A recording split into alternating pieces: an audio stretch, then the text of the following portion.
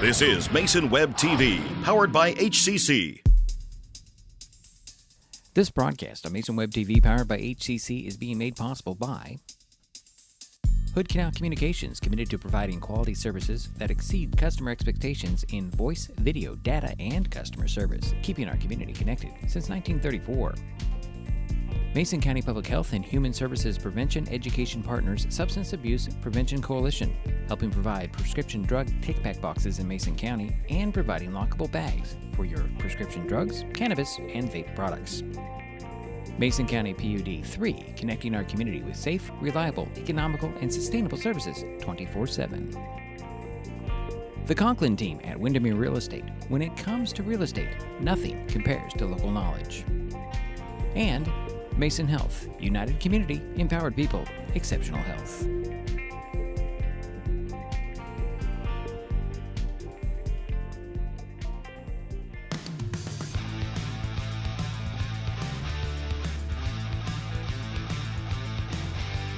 Good evening and welcome to Stewart Field on the banks of the Wishkah River in Aberdeen, Washington. Tonight, Mason Web TV, powered by HCC and KMAS Radio, bring you the Evergreen Conference football regular season finale featuring the Shelton Highclimbers and the Aberdeen Bobcats. My name is Deidre Allen. Jerry Apple is standing by to join the broadcast a little later. Shelton comes into the game with a 3-5 record, 2-3 in EVCO play. The Highclimbers are coming off last week's 35-20 conference win over Black Hills. Aberdeen is 5-3 on the season, 3-2 in the conference. Last week, the Bobcats lost to WF West 41-14. Right now, Aberdeen is in third place in the EVCO standings behind Tumwater and WF West.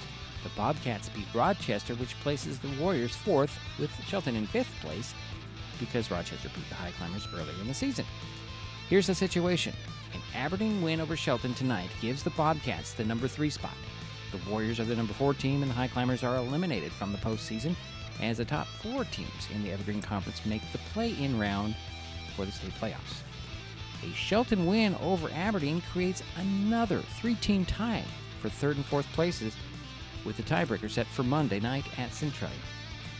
That would be the 3rd year in a row a tiebreaker is needed to decide EVCO number 3 and number 4.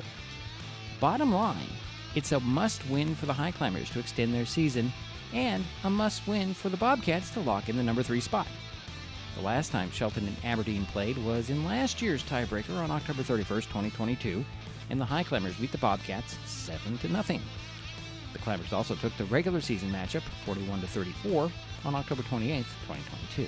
In 2021, Aberdeen took the tiebreaker with Shelton 14-6 on November 1st of that year after slipping by the Highclimbers 16-14 on October 29th, 2021.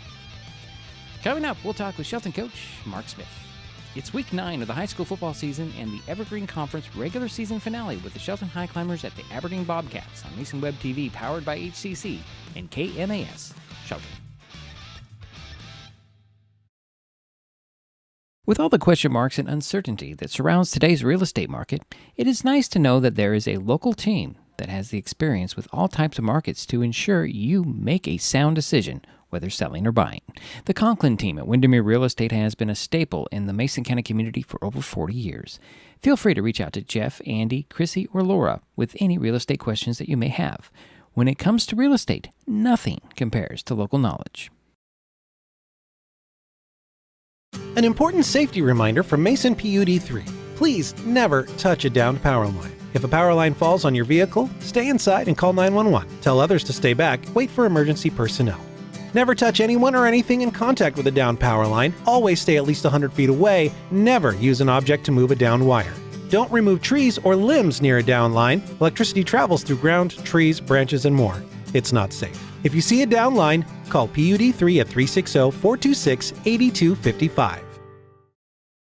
The first rule of storage is keep out of reach of children. Ease of access is the #1 reason youth misuse recreational or prescription drugs. Store your medication, vape, edibles, or cannabis products in their original child-proof bottles with original labels if possible. Keep them locked up. Store your medicine, tobacco, or cannabis products in a locked cabinet, locked drawer, or in a bag like this with a lock. For more information, visit locksavelives.org or call Mason County Public Health at 360-427-9670, extension 400. The living room. It's a great place to watch TV. Just like your backyard, break time at the office, or waiting for your ride. Now you can watch TV everywhere. Stream your favorite shows or live TV from many channels in your cable package on any computer, tablet, or smartphone. It's all included in Hood Canal Communications TV service for no extra cost. Sign up to watch TV everywhere today. Call or visit Hood Canal Communications online to learn more. Welcome back to the pregame show. This is Shelton Highclimbers and the Aberdeen Bobcats are about to do battle at Stewart Field in Aberdeen. It's now time to talk with Coach. Yesterday morning, I had a phone conversation with Shelton headman Mark Smith. Coach, one step closer to your goals for this season. You knocked off Black Hills last week. I mean, you literally beat those guys up. Yeah, that was a tough physical game for them. I think they ended up with 5 starters out by the time the thing was all said and done. So that's a rough night. Tribute to our kids coming out and playing hard. Tribute to our kids finding a way to win a ball game. So that sets up your game against Aberdeen. And we've talked about what you want to do. Maybe we need to hear it from you again. How important is Friday's game? Yeah, we talked about playing meaningful games at the end of the year. There's going to be, I don't know, let's just call it, there's those that are playing games that are on their schedule this time of year that, yeah, it's a game. Yeah, it means something, but there's going to be a lot of teams turning in gear on Friday night. Our objective is to get back on the bus, right? So we're playing a game that allows us to get back on the bus the following, in this case, it'll be the following Monday. And that's meaningful, right? I mean, you put in all this time, all this work, these kids grind, these kids make sacrifices, the coaches make sacrifices, the program puts in all this time and makes sacrifices, the community, the booster club, right? And these wins pay a lot of bills, and these wins show that your program is having the ability to be successful, to do things past the regular season. Now, there's been a lot of adversity this year, and we've had to overcome it. And kudos to our kids and our coaches and our program for being able to do that stuff. But this is a very big game for us. I think the seniors understand the importance of this. I think that the underclassmen, they're hungry for it. We've had a good week of practice, and we know we got to go. We got to get on the bus, and when we get off that bus, we're probably going to be down 8.5 points, right? I mean, we're going to the harbor. The harbor is going to have a harbor crew, and not that I think they're going to play any favoritisms or anything, but I mean, that's what you tell your team, right? So what do you know about Aberdeen as a team? Big, right? They got some big guys. They've got some guys there that I feel like they're 8th-year seniors. You got a couple offensive linemen that are 6'4", 6'5", 335 plus. You've got a team that has had a nice year. I think they're 5-3 going into this game. They had a big win over Prosser. So, they're feeling pretty good about themselves. They got knocked out last year in that 3-way deal. I believe it was us and Black Hills and Aberdeen got knocked out last year. So they're going to be hungry. 2 years ago, we went down to their place. It was a dogfight. It came down to the end.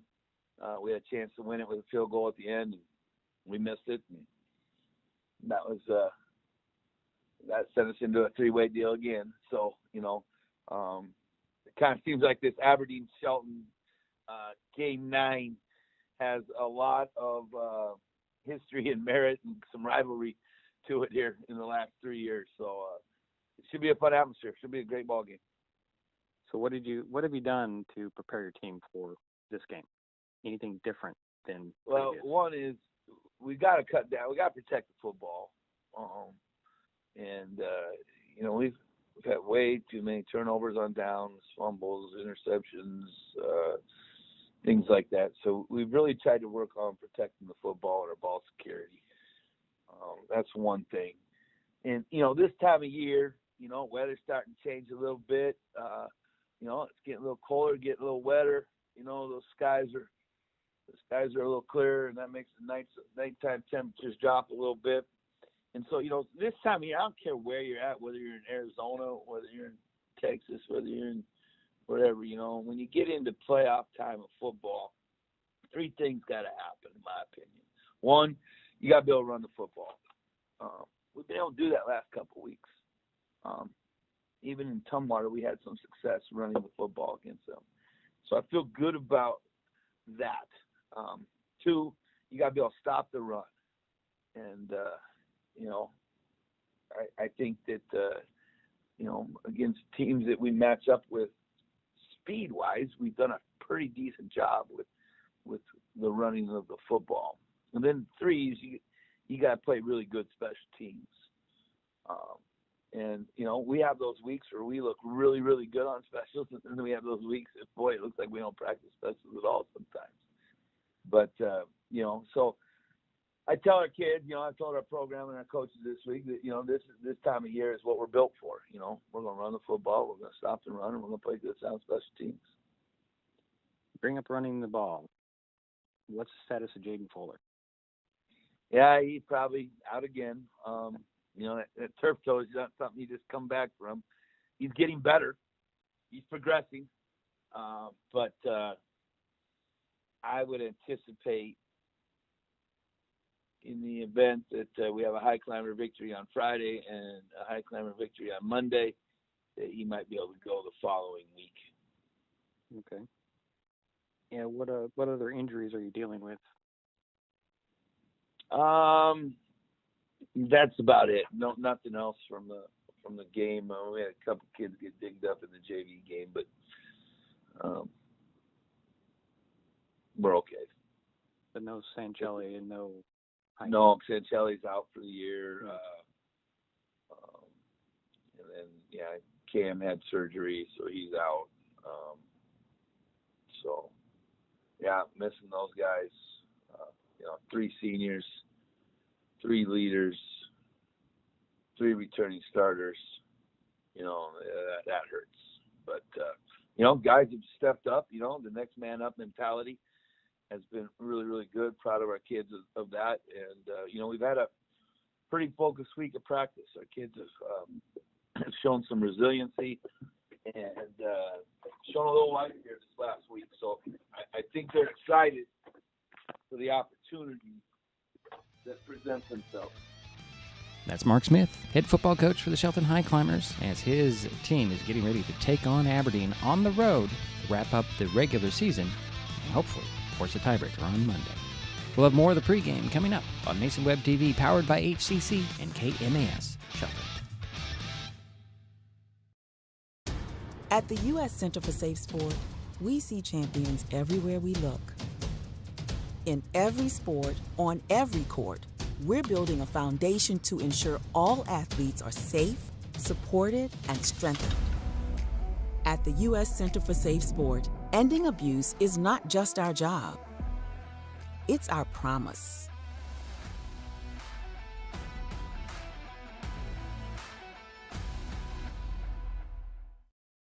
Hood Canal Communications keeps our community connected. We provide communication services that connect friends and family. We're connecting with our neighbors through support of local causes and events.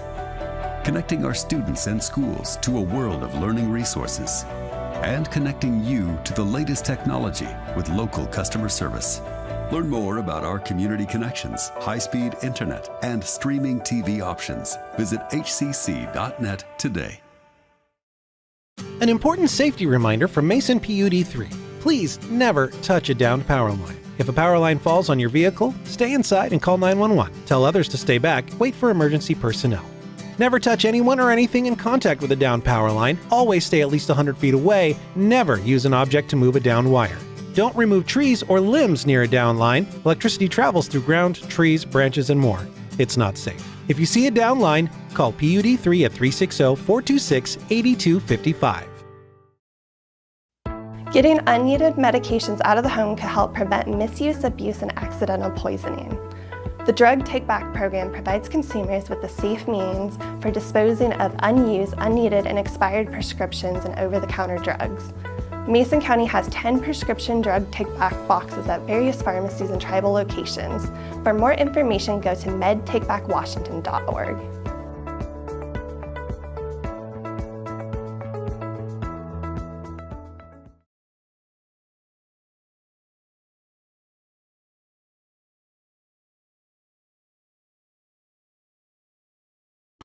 Let's try that button. There we go. Welcome to Stewart Field in Aberdeen. Diedrich Allen, Jerry Apple with you. Senior night for the Bobcats. Jerry, what is there, about a dozen of them out there? Or do you know? Have you counted them? I haven't counted them. They're they're recognizing the senior football players, of course, right now. Yeah, right. Well, we're here. Very important game for both teams, actually. If Aberdeen wins tonight, they're heading to as the number 3 seed and likely heading to Woodland, but that's still up in the air. There's a battle for that number 1 and number 2 spot down in the Greater St. Helens League for the postseason. If the Highclimbers come in and pull out the upset, we have a tiebreaker on Monday night with Aberdeen and Rochester, and we get into that situation as we have the last 3 seasons, except last year it was Black Hills instead of Rochester. Year before it was Shelton, Aberdeen, and Rochester. So here we go again. 3 teams battling out for the last 2 spots in the postseason. But Jerry's with us in his own old stomping ground. Yes. First, before we get into Jerry, we're right above the band. So we get a great, we get to hear the band all night long. We're also shooting through some glass, so you might see a reflection of Jerry and I from time to time. And maybe Paul in the background, because he's with us as well. So go ahead, Jerry. I'm sorry. Would you like me to go through and say what are some of the most important things that we need to do? Sure, why don't we go ahead? Go okay. ahead, Jerry. Well, needless to say, we've got to cut down on the turnovers. You know, maybe 1 turnover would be nice to have none. Right. Penalties, we had 145 yards in penalties last week, and we've got to cut that down to 40 or 50 for the whole game. Or less. Our offensive line has got to open up some holes for our running backs. And they've got to give Gabe Conklin time to be able to throw. He's got a good group of receivers. Mm-hmm. We've got to have a balanced attack. Last week we did that. What was interesting is we did well both in the air and on the ground. We were averaging 4.8 yards per rush. Okay. That's pretty darn good. Yeah. And Gabe was able to complete 9 of his passes. And we had a couple really nice receptions. We need to keep our defense off the ground. We got to keep them off the field. And that can happen if we can have sustained drives. It all goes back to that offensive line protecting the quarterback and opening up some holes.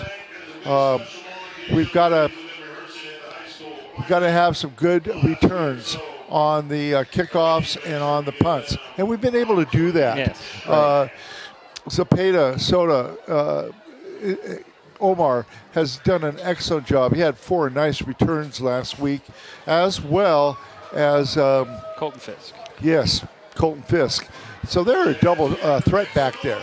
So right. You can't just kick to one. That's exactly true, yeah. And the other thing is we've got to kick off returns. Our kicking game has been pretty good. Our points after attempts has been pretty good. Our punting has been good. Tonight we're going to see maybe another punter. We'll see what happens. Right.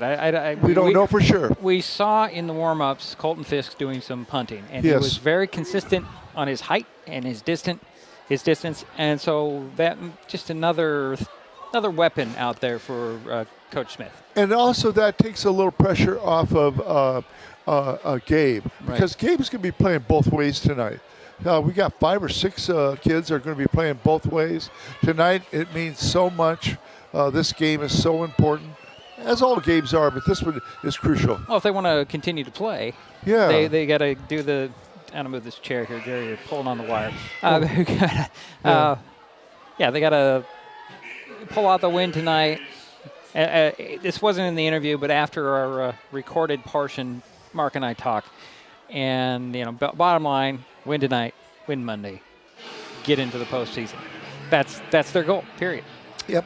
And then, of course, win next week. But, you got to win tonight first. You can't look too far ahead.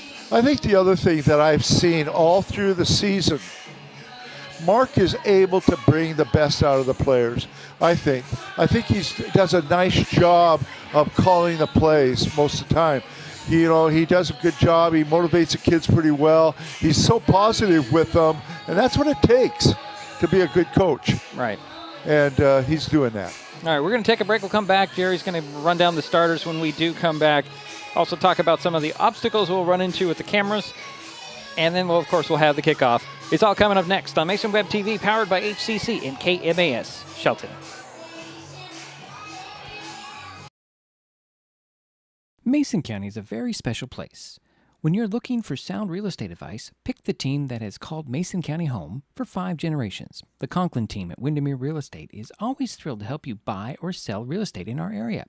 Whether it is Hood Canal, Harstein Island, Matlock, Tahuya, South Puget Sound, or Shelton, the Conklin team at Windermere Real Estate has the experience you can trust. Remember, when it comes to real estate, nothing compares to local knowledge. Life's just more fun with fast, reliable Wi-Fi. You can stream, share, game, try something new. But weak Wi-Fi spoils the fun. That's why you need managed Wi-Fi from Hood Canal Communications. The right equipment, professionally installed in all the right places, keeps your Wi-Fi powered party streaming strong. Call or visit Hood Canal online to upgrade your Wi-Fi today. As AmeriCorps members and volunteers, we do more than talk about our core values. We take action and commit to making our community stronger. At AmeriCorps, my commitment to equity gives every student a strong start. Our compassion brings food and friendship to neighbors in need. My determination protects parks in my community. Now more than ever, your community needs you. What's at your core? Learn more at AmeriCorps.gov. The first rule of storage is keep out of reach of children. Ease of access is the #1 reason youth misuse recreational or prescription drugs. Store your medication, vape, edibles, or cannabis products in their original child-proof bottles with original labels if possible. Keep them locked up. Store your medicine, tobacco, or cannabis products in a locked cabinet, locked drawer, or in a bag like this with a lock. For more information, visit locksavelives.org or call Mason County Public Health at 360-427-9670, extension 400.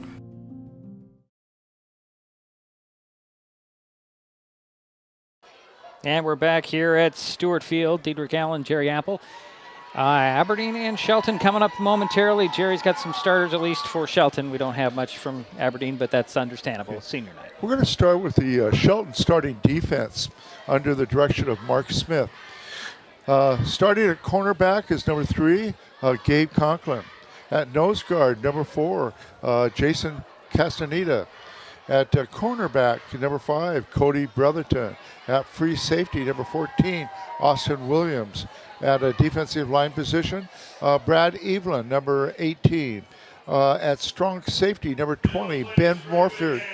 At inside linebacker, number 34, Hunter Left. At another defensive line position, number 50, Quinn McKinnon.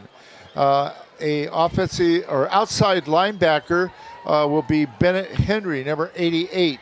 And defensive lineman or defensive end will be number 96, Jerome Nichols-Gooley. And at the other outside linebacker position will be number 97, Gabriel Gooley. Your starting offense for the Highclimbers tonight will be number 3, Gabe Conklin at quarterback. At wide receiver, number 7, Colton Fisk. At the other wide receiver position will be Omar Zapata Soda. At fullback, number 34, Hunter Left. At right guard, number 57, Mason Guard. At center, Noah Tia. At left guard, number 65, JJ Jeremy Miller. At right tackle, number 67, Dwayne Nunez Lopez. At left tackle, number 74, Roy Journey Bear Perez. At tight end will be number 88, Bennett Henry, and running back will be number 96, Jerome Nichols Gooley. We've got 6 players playing both ways as starters. Let's talk a little bit about Jerome Nichols Gooley. That's what we call. I had a chat with a photographer about what is his name, and he's listed in the roster as Jerome Nichols. Coach calls him Jerome Gooley, so we go with Jerome Nichols Gooley. Yeah. And I want to talk about he's listed 96 as a running back most of the time, not all the time, but most of the time he's in there as an extra blocker. He helps create some of those holes for the running backs to hit. Just wanted to throw that in there. And he also, I believe, he would line up as a tight end from time to time. So. Yeah, Hunter Left is another one that's going to be a good blocker out there for who's ever the other running back there. Could be Cody Brotherton. Well, the Highclimbers are doing it by committee. We're waiting for the Bobcats to break the banner and come out on the field here at Stewart Field. The Highclimbers are out there looking like they're ready to go, Jerry. I mean, this delay stuff drives you nuts when you want to play, right? We're starting to see a few more people on the visitor side from Shelton, right? Which is good news. Yeah, they started to file in. I counted 20 about a half an hour ago. So here comes the Bobcats. Senior night for the Bobcats. I think they had a dozen seniors on their team. I didn't count them out, but there were a big line of them up along the sidelines earlier. So it'll be interesting to see how these seniors respond. As the coach said in the pregame, he talked about this team wanting a little bit of revenge from last year because honestly, the Highclimbers stopped Aberdeen in the tiebreaker. They did. Last year. They stopped them. They didn't let them score. They had 4 plays from the 25, and they did not get anywhere. So that, I'm sure that the Bobcats went a little bit of revenge on that one. Knocked them out. We're going to take another time out. We'll be back with the coin flip and the kickoff. It's Aberdeen. It's Shelton. We're in the harbor tonight. This game is pretty much the culmination of a season, or we'll play on Monday. We'll find out here in a moment. This is Mason Web TV, powered by HCC and KMAS Shelton. Hi folks, Steve McAllen with Mason Web TV, powered by HCC, your source for live high school sports with play-by-play. Once again, Mason Web TV is broadcasting select games every week this school year. Football, basketball, baseball, softball. We bring you all the action, from the kickoff to the final whistle, from the tip-off to the final buzzer, from the first pitch to the last out. Watch how it happens on Mason Web TV, powered by HCC. Business owners, you can get in on the action as well. Go online, email, call, or text right now to find out how. The living room. It's a great place to watch TV. Just like your backyard, break time at the office, or waiting for your ride. Now you can watch TV everywhere. Stream your favorite shows or live TV from many channels in your cable package on any computer, tablet, or smartphone. It's all included in Hood Canal Communications TV service for no extra cost. Sign up to watch TV everywhere today. Call or visit Hood Canal Communications online to learn more. Getting unneeded medications out of the home can help prevent misuse, abuse, and accidental poisoning. The Drug Take Back program provides consumers with a safe means for disposing of unused, unneeded, and expired prescriptions and over-the-counter drugs. Mason County has 10 prescription drug take-back boxes at various pharmacies and tribal locations. For more information, go to medtakebackwashington.org.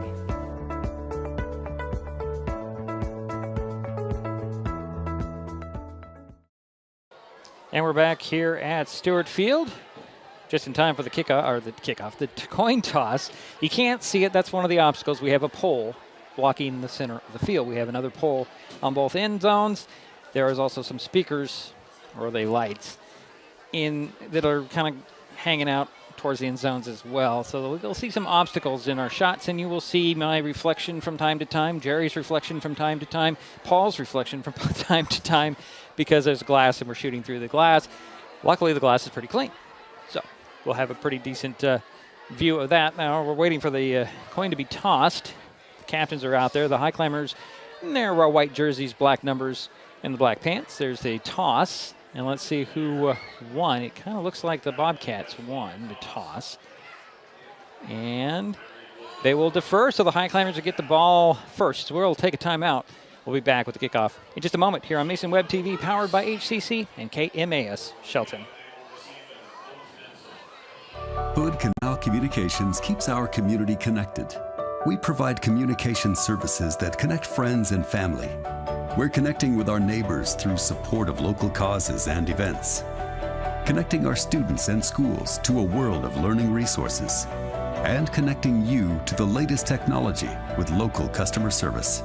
Learn more about our community connections, high-speed internet, and streaming TV options. Visit hcc.net today.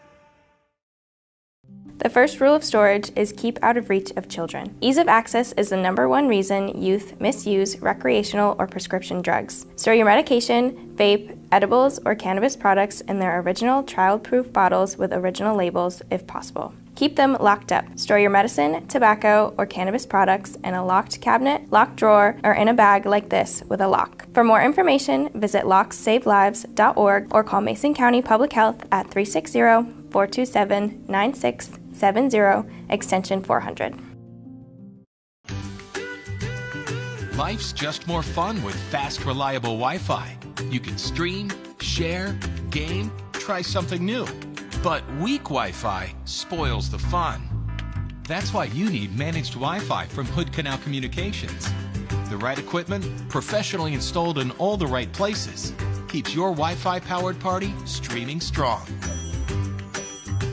Call or visit Hood Canal online to upgrade your Wi-Fi today. An important safety reminder from Mason PUD3. Please never touch a downed power line. If a power line falls on your vehicle, stay inside and call 911. Tell others to stay back, wait for emergency personnel. Never touch anyone or anything in contact with a downed power line. Always stay at least 100 feet away. Never use an object to move a downed wire. Don't remove trees or limbs near a downed line. Electricity travels through ground, trees, branches, and more. It's not safe. If you see a downed line, call PUD3 at 360-426-8255.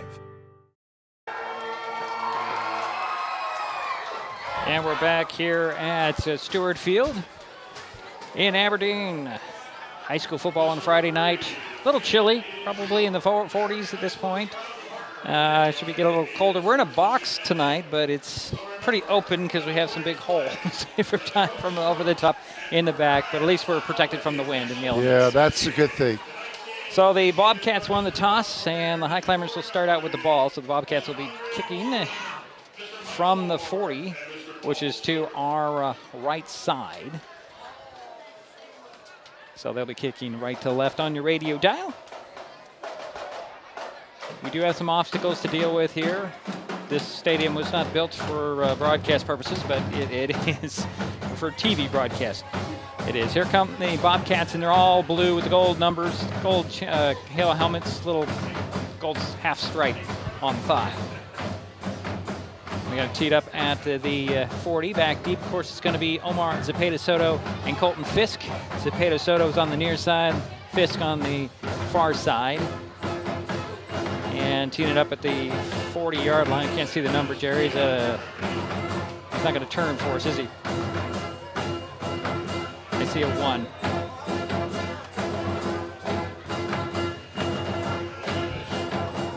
There's a little...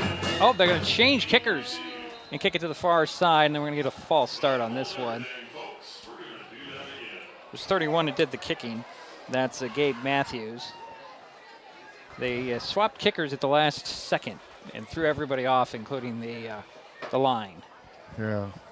And it was Evan Sanchez teeing it up. So they're marching back 5, and the Bobcats start out in a negative way. a minus way going back 5. So Evan Sanchez will tee it up again at the 35 this time, and the Highclimbers, they moved up about 5 yards in their defensive for their receiving positions. But now they're ready for the 31 kicker. But Sanchez is back. And like I said, we're right above the band, so we're going to be hearing a lot of the band tonight.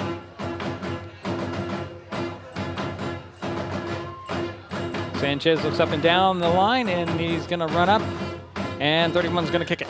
It's going to be high and short, taken at the 38. This is going to be Hunter Leth to the 45.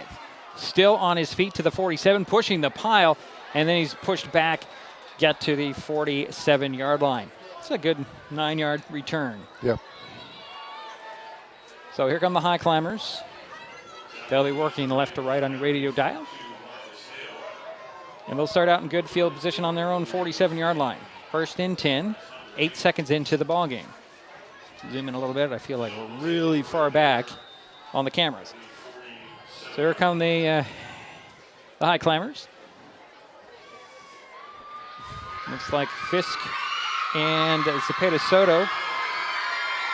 Well, actually, this is going to go into the ace package with Conklin out of the gun. Henry will move from the far side to the near side. And a quick handoff to Fisk. Fisk looking for a running room, avoids one tackler, avoids another guy, but he's dropped for a loss of 1. Fisk tried to find a hole somewhere in 3 different spots, couldn't find it, and he avoided 3 tacklers and managed to, he only lost 1. So it'll be 2nd and 11 from the 46. Staying with the ace package, which is Conklin out of the gun and a tight formation. Snap to Conklin. He'll take it straight up the middle, and he'll fight for the 50 and get to the 49 of the Bobcats. So 3rd down and about 7, it looks like.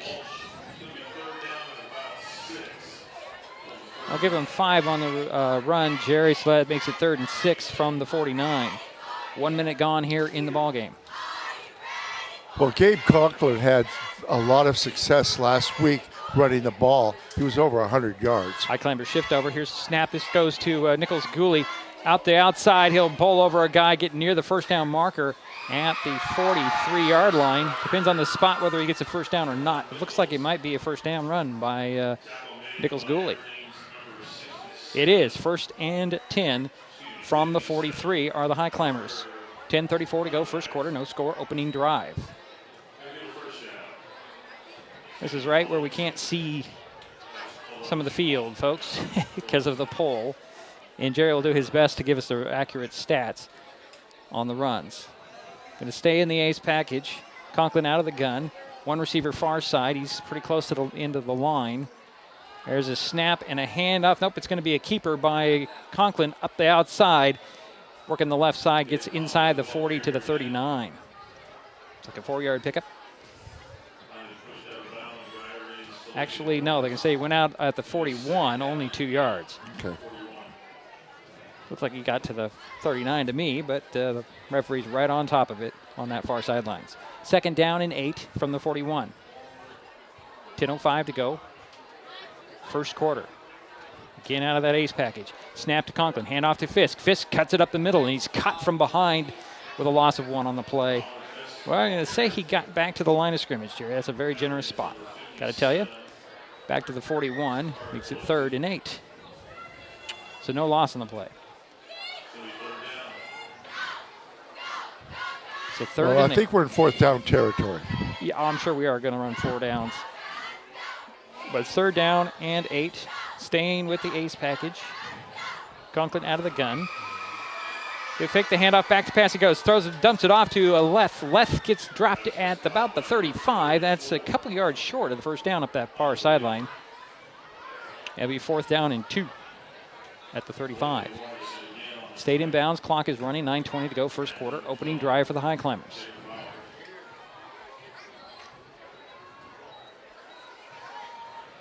Fourth and 2 for Shelton. Staying with the ace. Zepeda Soto on this side. They'll shift over in the front. And it's a snap to Nicholas Gooley. He'll get to the first down marker, but there's a flag on the play. That could be coming back with a hold. Where it's thrown, it's definitely going to be a hold. It is a hold on the Highclimbers. So that'll be 10 yards from the line of scrimmage. It'll be 4th and 12. So a nice run by Jerome. Jerome is negated. First penalty for the Highclimbers.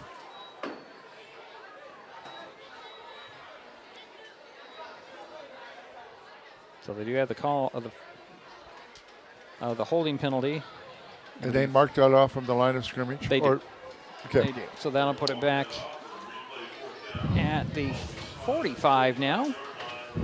Be 4th and 12 for the Highclimbers. Now we look at a punting situation. Yeah, Conklin's going to go back into the punt to punt it away. Let's see, it was like 19. That's Aiden Watkins going back about his 15-yard line to receive this punt from Conklin. Conklin's had some pretty good punts, good coverage by the Highclimbers on his punts. Snaps on target, some rushes, partially blocked. Ball takes a Highclimber roll and rolls all the way down to the 15, where it'll be, they're going to say it was dropped there, and he's, Watkins is on the run up the sidelines. The play was blown dead. I don't know why, but they say it went down at the 15-yard line. Interesting, because Watkins was off to the races, and everybody stopped but him. 35-yard punt.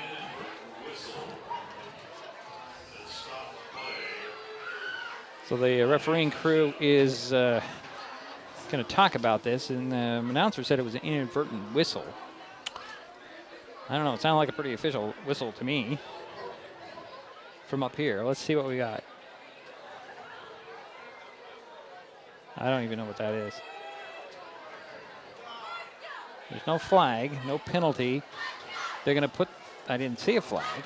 I don't even know what this is. In all fairness, I think you would kick it again, wouldn't you? Well, if it's inadvertent, yes. Oh, we're going to kick it again. So the I think it's a fair call. I think it's a fair call there, too. Highclimbers had stopped playing. Most of the Bobcats had stopped playing, but Watkins was up the sidelines heading for pay dirt. But there was nobody trying to tackle him. So. And that was smart on his part. Yeah, oh yeah, keep going. You never assume. So we'll repeat the 4th down at the 45. Do they put the time back on the clock or not?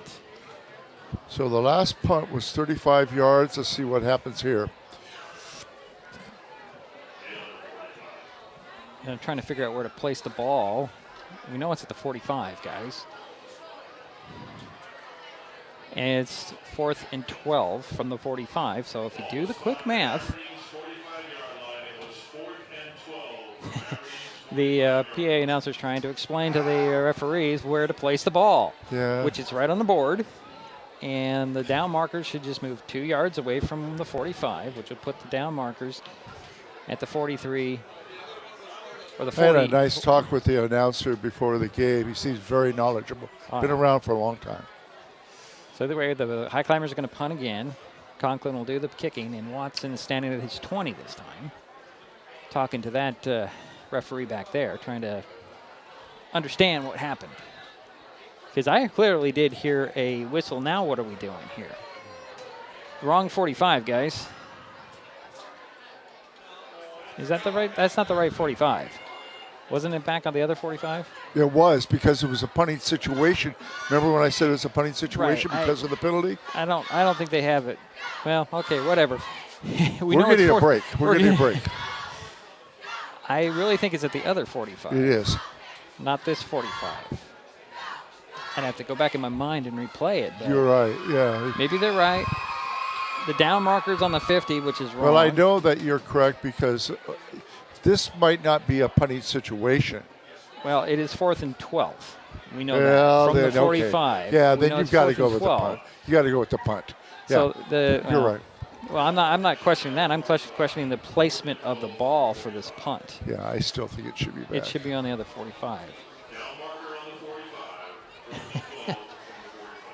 Oh, we'll figure this out. This is not an auspicious start for either team at this point, as everybody's ready to play this game, except for the referees, it appears. No, you got to move the down marker up to the 43. There you go. Now we got it. This is interesting. So 4th and 12. Shelton is going to kick it, punt it to the Bobcats, and Watkins is back at his 10 now. Here's the snap, and Conklin hesitated a little bit. He boots one, and Watson will let it bounce, and he escapes one tackle, spins out of another tackle. He's getting around to the near sidelines, stiff arms the guy, gets up the sidelines, ran out of bounds at the 25. That is, he should be back at the 25, not the 28 where they have him marked out. Yeah, they had him back at the 10, didn't they? Well, they had him back there twice. He slipped out of both those tackles. He ran out of bounds at the 25.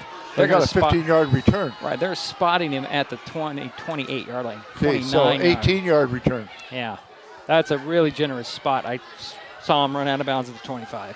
26, 27 at the most, not the 29. 1st and 10 for Aberdeen on their own 29-yard line. Under center goes Springer, hands it off, and nowhere to go. Looks like it was Vesey on the carry. Is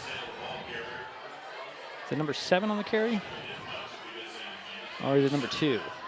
Might have been number 2. Yeah, it was Marcus Hale with the carry. No gain. 2nd and 10 from the 29.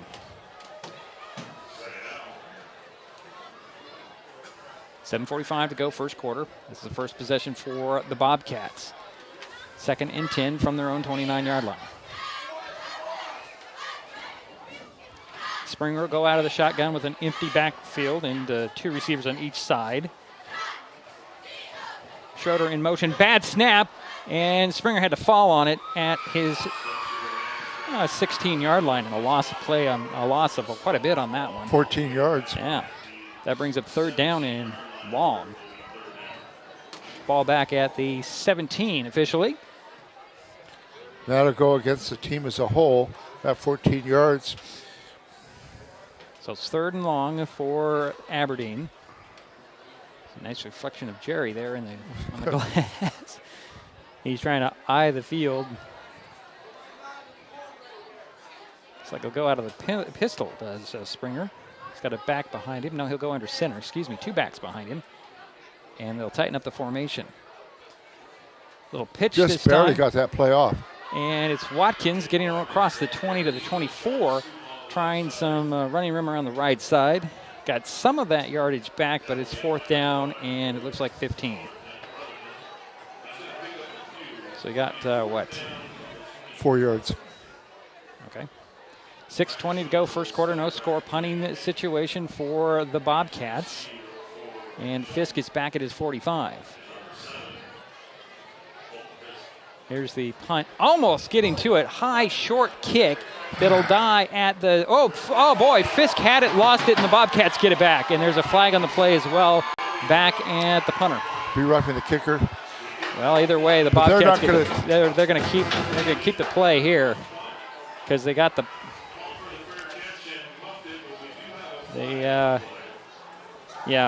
Fisk tried to run in there and catch it on the run like he likes to do, bobbled it and lost it, and the Bobcats regained possession. And the roughing the kicker penalty has been refused, and the Bobcats will take over on their own 44-yard line, 1st and 10. 6:06 to go, first quarter. No score between Aberdeen and Shelton. We're at Stewart Field in Aberdeen tonight. Little high school football. Springer will go under center. 1 back behind him, that is Marcus Hale. 3 receivers to the far side, 1 to the near side. Turn around and hand it off to a second guy through. And I think that's Watkins trying to break a tackle up the middle. It is Watkins. He gets to the 48-yard line. And pick up a 4. Yeah. 4-yard pickup brings up 2nd and 6 coming from the 48. Right behind the pole where we can't see the action. Springer goes under center, out of the eye this time. Watkins is the tail of the eye. Pitch to him, and he stutter steps and brings it up the middle, dives across the 50 into Highclimber territory to the 48. Another 4-yard pickup.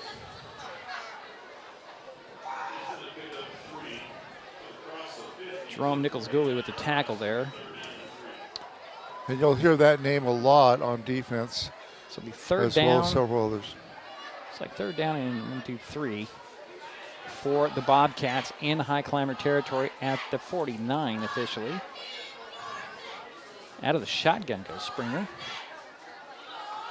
He's going to pass. He's going to throw it out. It's dropped just below us. Intended for Schroeder. Coverage was Brotherton, and it's 4th and 3. Looks like the Bobcats might punt it here from the 49. I think you'd go for it at this point. Personally, I'd go for it. What do you think, Jerry? I would go for it. Well, it looks like, well, no, here comes Springer off the sidelines. Adonis Hammonds heads to the sidelines as well. And the Bobcats are going to go for it with a 4th and 3 from the 49. Springer under center in an I formation. Pitch it to Watkins, coming to this side. Highclimbers pursuit, drop him on the Bobcat side of the 40, or the 50, excuse me. Brotherton.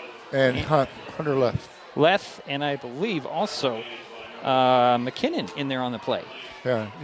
They corralled Watkins in a loss on the play, and the ball is at the 49 of the Bobcats. Over on downs it goes to the Highclimbers, 1st and 10. He did gain 3, it looks like. Yeah, he gained 3. Came up short. Here come the Highclimbers. 4:45 to go. First quarter, no score. Highclimbers with their second possession of the ball game.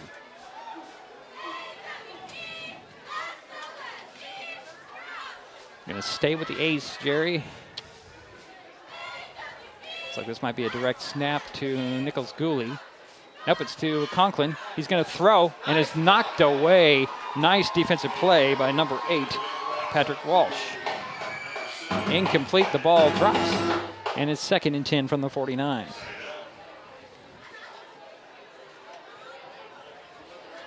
There's a little gold marker in the center of the field. It almost looks like a flag, Jerry, but it's been there all game, so it can't be. I don't know if you can see it. So it's a 2nd and 10 from the 49.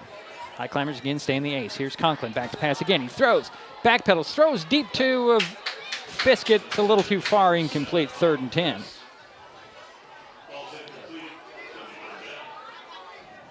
So 3rd and 10 from the Bobcat 49 of the Highclimbers. Looks like they're switching personnel again. The Highclimbers are, and they're going to go back to their cheetah package, which is receivers out there, Jerry. That's what the coach told me a couple weeks ago. The ace is their running package. The cheetah is their passing package. And actually, the cheetah usually they go with the empty backfield, but Conklin will go out of the shotgun with Fisk to his left, 2 receivers on each side. Back to pass goes Conklin. Throws down the middle of the field. Brotherton there, bobbled it, dropped it, incomplete. It falls. Hit him on the hands. He just couldn't gather it in. And it's 4th and 10 from the 49. Feels like we've been here before, Jerry. Well, it was a nice pass, and it was just right out of the tips of his fingers. He made a good effort, but. So 4th and 10 from the 49 are the Highclimbers. Conklin back to punt it away. Watkins back about his 15-yard line, waiting for this kick from Conklin. 4:32 to go. First quarter, no score. There's the snap. Here's the kick. It's a high kick. It's going to hit at the 20. Take a climber bounce. Watkins will pick it up, and he's swallowed up. No return at all. Dropped at the 12. I think Watkins should have called a fair catch on that one. 39-yard punt. Or let it go. Because that had a lot of speed on that hop. It could have made it into the end zone for a touchback. Yeah. But Watkins is looking for that big play return. Nice punt. Good nice coverage. Punt. So the Bobcats get the ball. They're going to spot it at the 13. 1st and 10 for Aberdeen. No score. 4:22 to go. 4:23 to go in the first quarter. Springer's going to go out of the gun. He's got Watkins to his right side. 2 receivers on the near side, 1 on the far side. Man in motion. It's Hammonds going to keep her by Springer up the middle to the 25. Or sorry, to the 20, excuse me. About 4 yards short of the first down, a 6-yard pickup. 2nd and 6 for Aberdeen. 4:05 to go here in the first quarter. Clock is running, no score.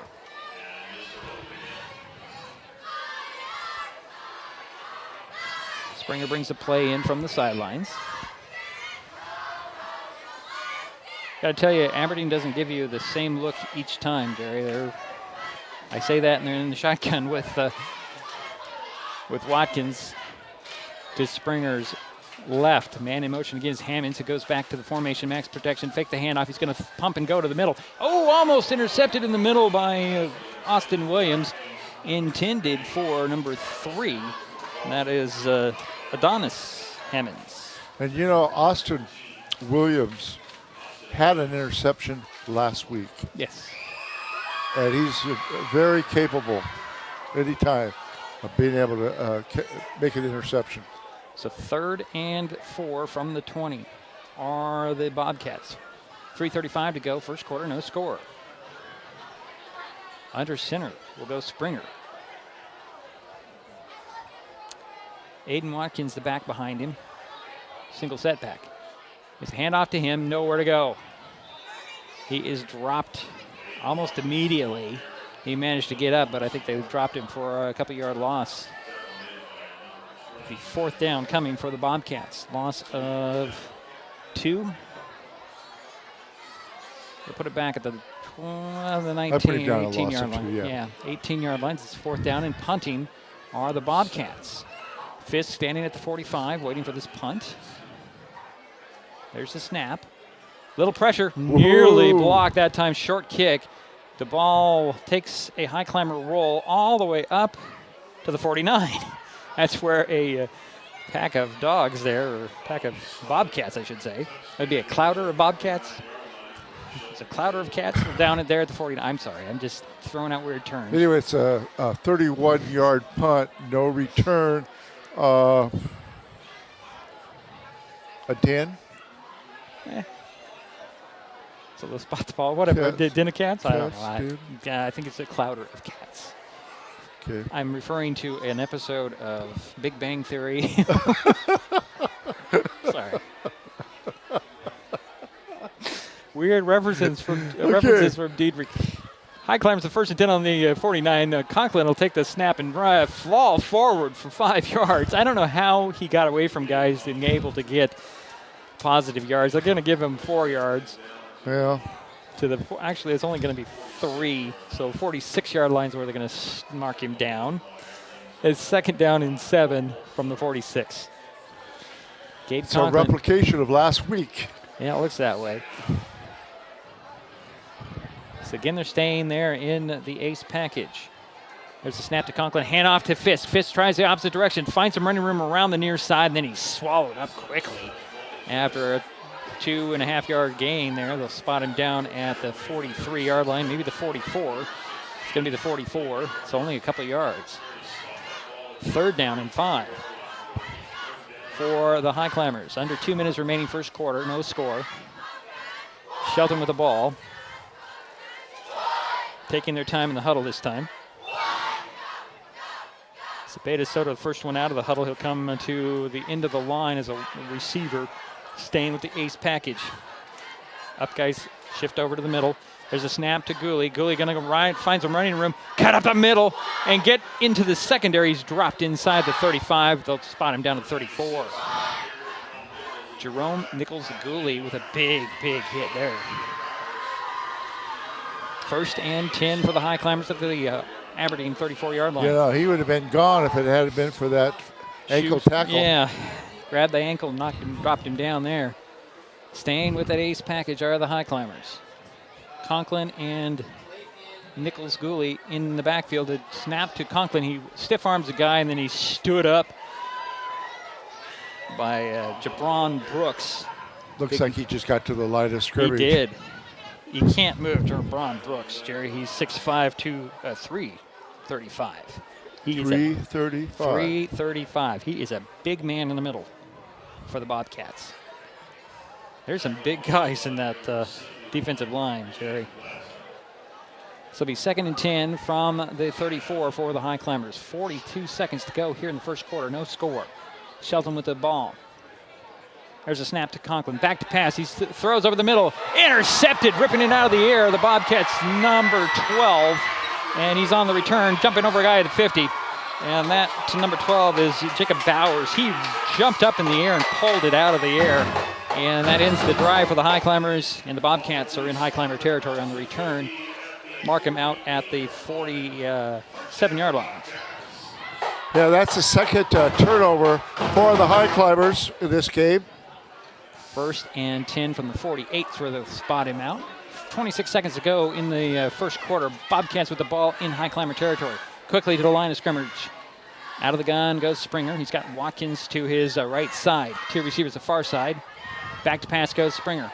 Looks down the field. He's flushed out. He's chased. He's going to throw down the field. And attempting a diving catch was Micah Schroeder. Couldn't get to it. Incomplete. It falls. 20 seconds remains in the quarter. A lot of action here, Jerry. Well, he was almost taken down in the backfield, the quarterback.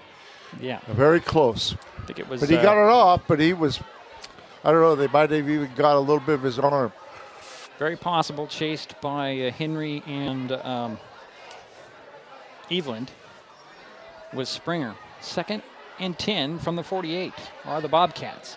Springer out of the shotgun again. Watkins to his right and a step behind. 2 receivers near side, 1 to the far side. Fakes the handoff. He's going to keep it himself up the middle, and he's brought down at the 45. Gain of 3. Well, they're going to spot him at the 46, actually. Only gain of 4. Or 2. Only 2, Jerry. Oh, 2. Okay, thank you. Rome Nichols-Gooley with the tackle there. 3rd down and 8 for the Bobcats, and that'll do it for the first quarter. No score. We head to the second frame. This is Mason Web TV, powered by HCC and KMAS Shelton. The living room. It's a great place to watch TV. Just like your backyard, break time at the office, or waiting for your ride. Now you can watch TV everywhere. Stream your favorite shows or live TV from many channels in your cable package on any computer, tablet, or smartphone. It's all included in Hood Canal Communications TV service for no extra cost. Sign up to watch TV everywhere today. Call or visit Hood Canal Communications online to learn more. Back at Stewart Field. Jerry, this band is throwing me off. I feel like I'm standing right in the middle of the band, which is pretty much where we are. They are right below us by about, 3 rows, maybe, and we feel we are literally in the middle of the band. So far, Shelton has had 2 first downs. Aberdeen has had none. Aberdeen, the quarterback, Grady Springer, is 0 for 3. And Gabe Conklin, the Highclimber quarterback, is 1 for 3. 1 completed pass to Hunter Love. The Bobcat ball carrier so far. Well, it goes to Jerome Nichols. The Bobcats have a 3rd down and 8 from the Highclimber 46 to start the second quarter. Springer goes empty backfield out of the gun. He's got 3 receivers to the near side, to the far side. Man comes in the backfield with him. He fakes the handoff, throws over the middle to Watkins. Just a little too much pepper on that ball, yeah. Jerry. That went all the way down to the end zone as Watkins had no chance of bringing it in. It's 4th and 8 and another punt for Aberdeen.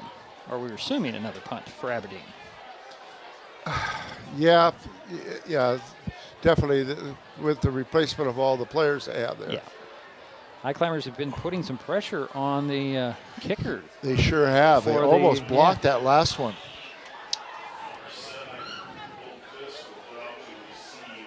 Is it Schroeder doing the kicking, Jerry? I can't tell.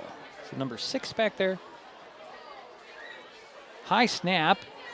And the Highclimbers get in there, and it's a short, high kick that's going to hit at the 37 and take a Highclimber roll, and then is going to be grabbed as it went sideways, and it's downed after only, about 12 yards? If that. Highclimbers get the ball back. It'll be spotted at the 36, 1st and 10 for Shelton. Sorry, I didn't move the camera there. I thought I did. I was watching the ball go up in the air. Highclimbers come out with 11:48 to go in a half. No score. Looks like they're going to go to the cheetah package, Jerry. with the receivers. 2 to the near side, 2 to the far side. Out of the gun goes Conklin. Fisk in the backfield. He'll shift over to Conklin's right side. And there's going to be a quick 5 as the hard count by Conklin gives him 5 yards. He's been pretty effective on that this season. I think you would scout that a little bit. Don't fall for the hard count. But a lot of video doesn't necessarily have the audio of the quarterback. Especially when you see that on 4th down. Yeah. So 1st and 5 for the Highclimbers. Ball across the 40 to the 42. Still 11:48 to go in the half. Same formation, 2 by 2.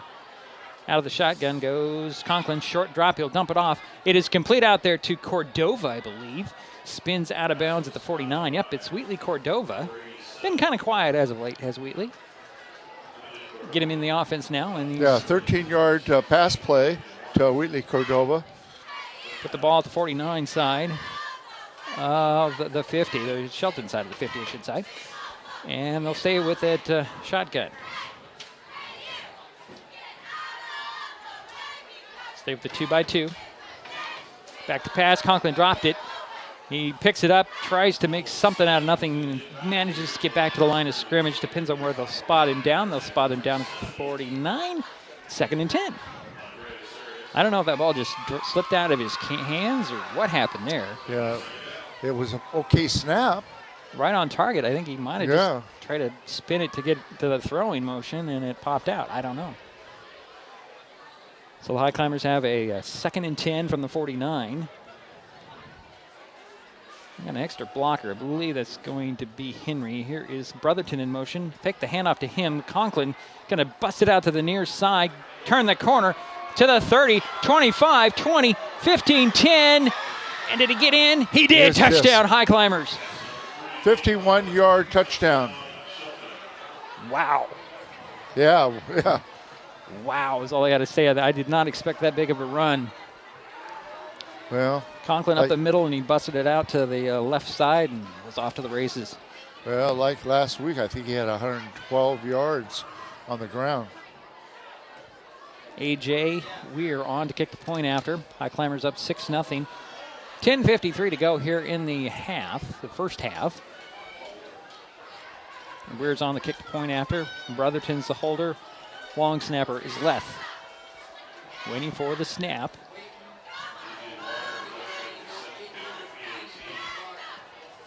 There's the snaps. A little high, and Brotherton couldn't bring it down, and that extra point does not accumulate at all. Highclimbers do take the lead. They lead 6-0. 10:53 to go. First half. This is Mason Web TV, powered by HCC and KMAS Shelton. With every load secured, every cigarette butt that doesn't go out the window, every fast food bag that arrives at its proper destination, and every time we politely say, hey, there's a better place for that, Washington gets a little cleaner, a little safer, a little more breathtaking. Because small choices add up to a home we can all be proud of. We keep Washington litter-free. 6-0. Highclimbers take the lead on the 51-yard scamper by Gabe Conklin and get ready to kick it back to the Bobcats. Point after did not accumulate. The snap was high. Brotherton did his best to get it down, but by that time it was all over. Couldn't get to try to do something. So Taylor Dickey will do the kickoff here for the Highclimbers from the 40. They're going right to left on your radio dial. If you're listening on KMAS or online. And Dickey will look up and down the line, and here's the run up and the kick. Keeps it on the ground. It's up the middle, where it'll be picked up at the 27. And still on his feet across the 40. Looks like it was Marcus Hale with the return. 12-yard run back. They'll spot him down to the 42. 1st and 10 for the Bobcats there, trailing 6-0, 10:47 to go. You know, Conklin is taking over where Fuller was a couple weeks ago, 3 weeks ago. Yeah, a group of them are taking over. By committee, as it's called. Springer brings the Bobcats to the line of scrimmage. He'll go under center. Watkins the back behind him. 3 receivers to the near side. Hand it off. Actually, it's going to be Hale, and that play was blown dead before it really got started. Was a timeout called? Yeah, Aberdeen calls a timeout. So 10:43 to go here in the second quarter. 6-0 Shelton with an early lead. First time out of the ball game. Hey, every Thursday, except for yesterday, Mason Web TV, powered by HCC, presents the Shelton City Council Looking Ahead, a weekly preview of the next Shelton City Council meeting with City Manager Mark Ziegler. Each week, Manager Ziegler briefs me on the top items coming before the City Council during their next meeting. The Shelton City Council Looking Ahead every Thursday on MasonWebTV.com. No meeting next Tuesday. That's why I didn't talk with Mark. Plus, Mark's on vacation. But next week, I am going to be talking to Finance Director Mike Giddens about the budget on the 7th for the 7th meeting. Just throw that out there. So 1st and 10 for the Bobcats on their own 42-yard line, trailing this game 6-0. All the yards for Aberdeen have been on the ground. Brady Springer will go under center. Marcus Hale, the back behind him. 3 receivers to the near side, 1 to the far side. Nobody's on him. Oh, yep, there's somebody on him, back about 7 yards. Here's a handoff to Hale. Hale slips 1 tackle, and then he's brought down by Castaneda and left, it looks like. Gain of 3 on the play. Up to the 45. Hale trying to find some running room for the Bobcats up the middle. Here comes the Springer from the sidelines with the play. Clock is running, 10:20 to go, first half. 6-0, Shelton with the lead, Aberdeen with the ball. Springer will go out of the shotgun this time. 3 to the near side, 1 to the far side, back in the backfield with him. Man in motion, that's Watkins. Fakes the handoff and he throws it to Watkins. Spins out of 1 tackle, gets to the 50, up that sidelines, breaks another tackle, and then loses the ball. The ball rolls out of bounds, and that will stay in the possession of Bobcats. But where will they spot it is my question. Would it be back at the 45? Do we have Launder in the field as well? He got it all the way up to the 40, all the way up to the 50. Right. Then there was a fumble. Right, it went out of bounds. They're going to spot it at the 46, so it's 3rd down. And 6? I guess in the end that's only 4 yards. Oh, actually, not really anything. Nothing. Yeah. A lot of runs and running by Watkins, and it just goes negative for the Bobcats. Out of the gun goes Springer. He'll look to the far side, throw to the near side. It is complete and caught at midfield by number 8. That's Patrick Walsh. That'll be short of the first down by 2 yards. It's 4th down. That was a dangerous pass. Well, I got to tell you. Gabe Conklin almost got that. But I got to tell you, he looked everybody off. He was looking to the far side, turned around and threw to the near side, had the guy there. But you're right, Conklin was all over that. And it's 4th and 2 from midfield. They're going to go for it. Yeah, the Bobcats have the offense out there. Here's Springer heading to the line of scrimmage. He's going to go out of the shotgun. He'll send the 3 receivers to the near side, hash mark near side. 1 receiver to the far side. Back to pass. He looks to that far side. He's rushed, throws over the middle. Watkins with a big catch with Morford on his back, and he catches it for the first down at the 45. First down. 5-yard completion. Actually, that would be more than 5 yards here. Yeah. Yeah, it's 5 yards. You're right. You're right. So 1st and 10 from the 45, Jerry. Clock is running, 9.5 minutes to go, first half. Shelton leads 6-0. Aberdeen with the ball in Highclimber territory. Springer has completed 2 passes in a row now. Springer will go under center, right in that pole where I can't really find the right spot to actually, yeah, he'll go 1 back behind him. Receiver on the far side. Hand it off. Stutter stepping. It's Watkins. No, is it Watkins? Yes, it's Watkins straight up the middle, pushing the pack and the pile inside the 40 to the 38-yard line. Wow. That's a 7-yard pickup. Yep. 2nd and 3 for the Bobcats.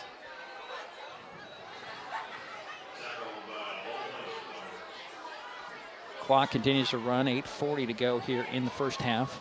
Again, Shelton with a 6-0 lead. Aberdeen with the ball and in Highclimber territory at the 38-yard line. Springer goes out of the shotgun. He's got Watkins in the backfield with him. Hand it off to Watkins. Big burst of speed, but he got back to the line of scrimmage. A host of Highclimbers knock him back. Yeah, Hunter left. Gooley. Yeah, Gooley. Gooley, Nichols, and Gooley. Yeah. And yeah, definitely Gooley. 2 goalies in that play, Jerry. Not just 1, but 2. And a loss of 1 is 3rd down from the 39. That's Nichols Gooley. And that's Jerome Nichols Gooley and Gabe Gooley in there with Leth to help with that tackle. Clock continues to run under 8 minutes to go. It's 7:50 in the first half. 6-0 Shelton with the lead. Aberdeen with the ball. It's like a wing formation with 1 receiver to the far side. Under center is Springer. He was on the wrong guy. Then he'll get to the right guy, hand it off to Watkins. Gets near the first. Lost the ball! Highclimbers squirts out, and it's dropped on by, it looks like Brotherton. Are they going to call him down? No, it's a Highclimber ball. Boy, oh boy, that ball's squirting out everywhere, Jerry, on everybody. Yeah, it did. Highclimbers get their first takeaway. They'll start with the ball here on the 27-yard line. That's a break for Shelton. Stops the clock at 7:33 to go. First turnover that I have for the Bobcats. That's right. 2 turnovers so far for Shelton. 1st and 10 for Shelton on their own 27-yard line. They're going to come out with the cheetah. Zepeda Soto and Brotherton come to the near side.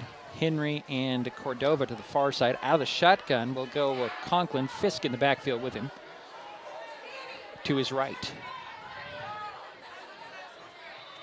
And we're going to have a timeout by the Highclimbers. 7:32 to go in the first half. Shelton with the 6-0 lead, and that's the first timeout for the Highclimbers. So 1 timeout gone for each team. Hey, if you're enjoying this broadcast, please give us a like on your favorite social media. You can follow us on Facebook and Twitter with the handle @MasonWebTV. You can also use that handle to find us on YouTube and Twitch. Consider subscribing to Mason Web TV's YouTube channel and hit the bell to be notified the next time we upload a video or go live like we are tonight. So 6-0 is the score. Shelton has a 1st and 10 on their own 27-yard line with the lead after the turnover by the Bobcats. Coach Smith must have seen something defensively out there to call that timeout. Get everybody on the first page, on the same page, I should say. Conklin will go out of the gun. He's got Cordova wide to the far side. Omar Zepeda Soto and Brotherton to the near side. Out of the gun he goes. Back to pass. Throwing long. Got Cordova out there. And it comes up a little short. Wheatley had to come back for that one. It falls incomplete. It's 2nd and 10.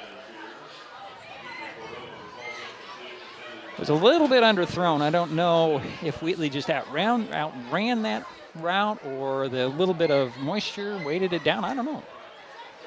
Fell incomplete either way. Well, it does show you that Conklin does have a good arm.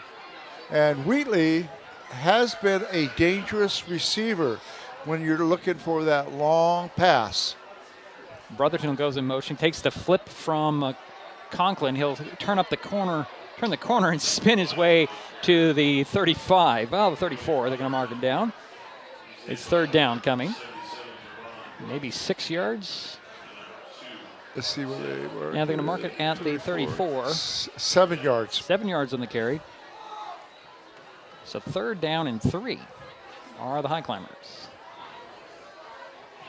2 by 1, 2 on the far side, 1 on the near side is Cordova. Back to pass goes Conklin, looks to the far side, throws. Is it complete? It is complete to Omar Zepeda Soto at the 40. He spun all the way around when he grabbed that, and then he went down to his knees. So no tackle, but a first down, Jerry, at the 40-yard line. Gain of about 5 on that play. Yeah, and that was the 3rd completed pass for Gabe Conklin. Highclimbers quickly to the line of scrimmage. Out of the gun again goes Conklin. He's got one receiver on the far side, two on the near side. Back to pass he goes. He's going to dump it off to Fisk. Fisk makes one guy miss, cuts it up, tried to stiff arm another one, and he's cut from behind. Gain of 5 on that swing pass. Springer with the tackle. Grady Springer he was the guy that Fisk made miss, and then came back and got the tackle.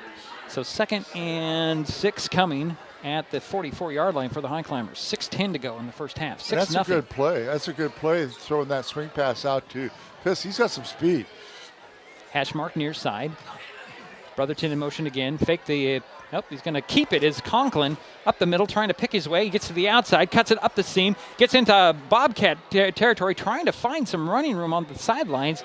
And I think he lost the ball as it went out of bounds, but they're going to spot it down at the 46 of the the Bobcats. About 8 yards on that play. 1st and 10 in Bobcat territory of the Highclimbers at the 45. 5th first down. I'm just thinking about the game that Aberdeen and WF West played, the Bobcats versus the Bearcats. How hard would that be to keep straight in your head? But right here, the Climbers are in Bobcat territory. Another flip. This time it goes to Brotherton. He'll get up to about the 42-yard line, looks like. I'm going to give him 44. Gain of 3 on the play. And only 2, Jerry. 2 so or the 43 is where they're going to spot it down. Okay. 5:10 to go here in the half. 6-0. Shelton with the lead and the ball. Gabe Conklin out of the shotgun. He's got 2 receivers to the near side, 1 to the far side. Fisk in the backfield with him. Henry up just a yard back from the line. Here's Brotherton in motion. Fake the handoff to him. Back to pass goes Conklin. He'll throw it on his back foot. Throws it up the field and intended for Henry. Incomplete. I think Gabe was rushed on that one to get that ball away. So it'll be 3rd and 8 from the 43.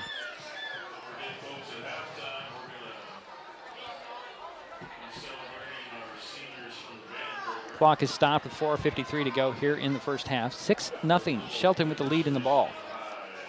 They're in Aberdeen territory at the 43-yard line. 3rd down and 8.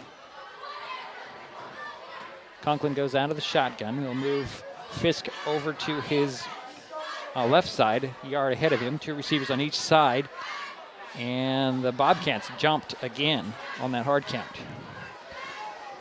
So that turns the 3rd and 8 to a 3rd and 3. With a 5-yard penalty.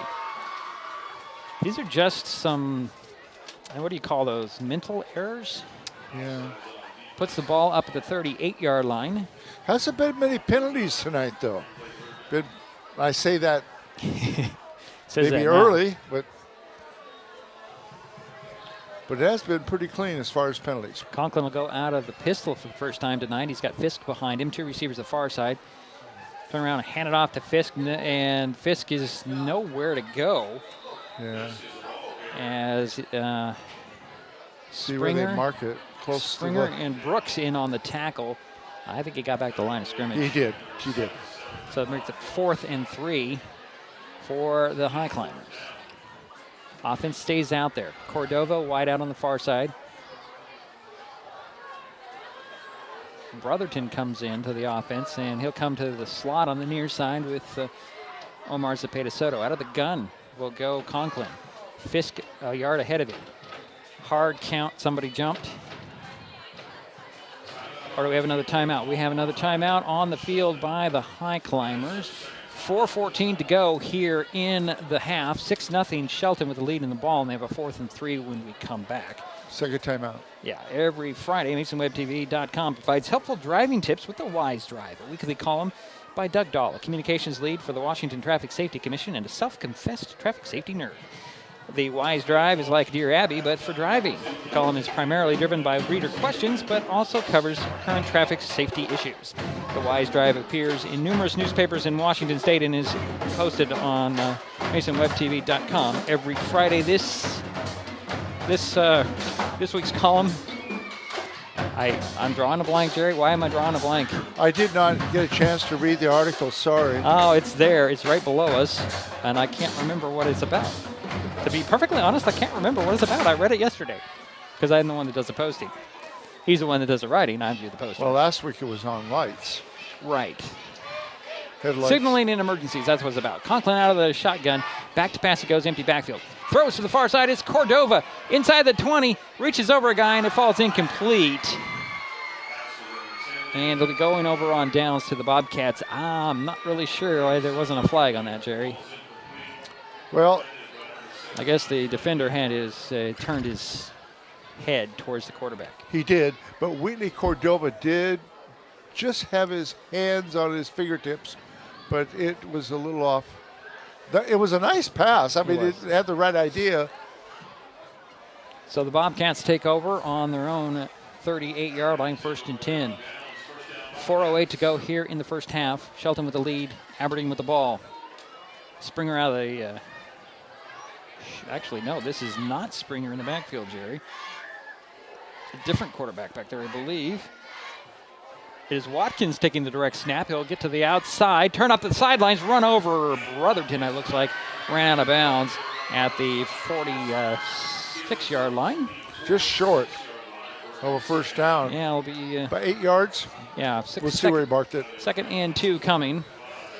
Ball spotted at the 46. Ran out of bounds with 4:01 to go in the half. Actually... Number 4 is back in, Springer. I cannot tell, Jerry. It's going to go out of the shotgun. It must be Springer. It is. Turn around, hand it off to Watkins. Watkins trying to find some running room and gets maybe a yard. Actually very close to the first down. Might be a yard short. 3rd and maybe 1. Oh, no, They're going to... The one referee waved it as a first down. That looks like it might be a little short. But they're going to give it a first down, Jerry, at the 48-yard line. I thought it might be a little short, but... It did look a little short. The one referee, the line judge on the far side, started waving, and nobody questioned. Gain of 2 on the play. So 1st and 10 from the 48 are the Bobcats. Trailing 6-0, 3:25 to go here in the first half. Springer under center. Turn around and fake a handoff. Actually, he's going to put the handoff into Hale's belly, and Hale scampers for 11 yards to the 41 of the Highclimbers. So 1st and 10, and they're going to spot it at the 40. So that is a... nice run by Hale, 11 yards. Actually 12, because they put it at the 40. Oh, okay. So mark another yard on them. I do. I will. 1st and 10 for the Bobcats in the Highclimber 40-yard line. Under 3 minutes remaining in the half. Shelton with the lead, Aberdeen with the ball. Springer out of the shotgun. Watkins behind him. Turn around, throw it to the near side, and it's offline, a little too high for the intended receiver, and I believe that's Patrick Walsh. Incomplete. It's 2nd and 10 from the 40. Stops the clock at 2:48 to go here in the half. 6-0. Shelton with the lead. Aberdeen with the ball. 2nd and 10 from the Shelton 40-yard line. 2:48 to go in the first half. Bobcats break the huddle. Springer goes out of the gun. Again, he's got a receiver on the near side, one on the far side, man in motion. That's Walsh. Going to be a direct snap, and still on his feet is going to be Watkins to the 32-yard line. Maybe the 33, depends on where they're going to spot him. It's going to be a little short of the first down by 3 yards. We'll spot him at the 33. So it's a 7-yard pickup, Jerry. The 2nd and 3. Clock is running, 2:20 to go here in the half.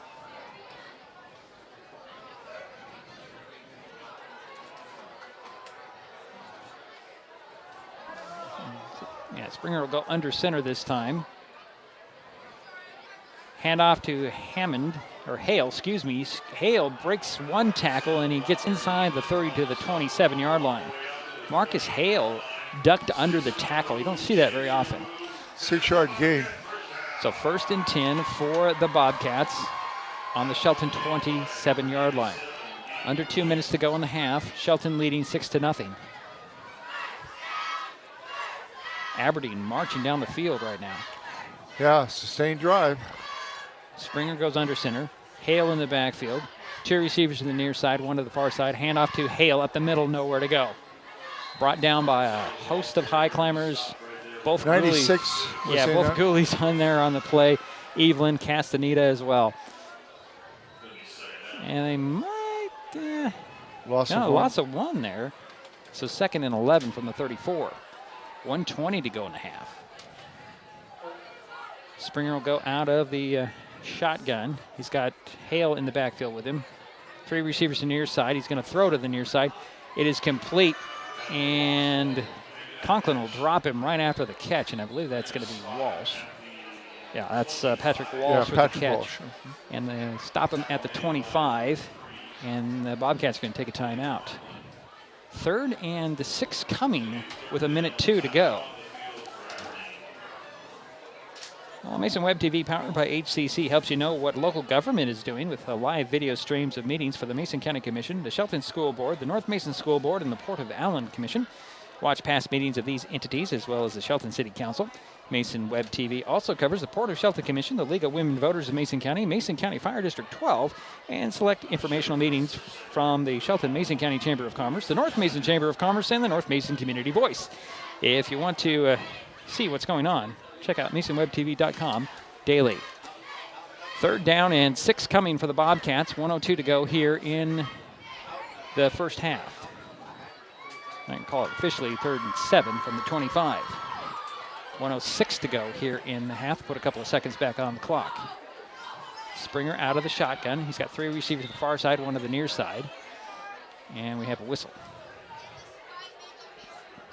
Now they'll set them all up.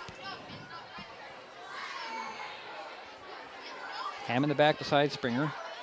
Fakes the handoff, goes for the end zone on the far corner. Over through the receiver just a little bit, but he gained up some ground there as Patrick Walsh.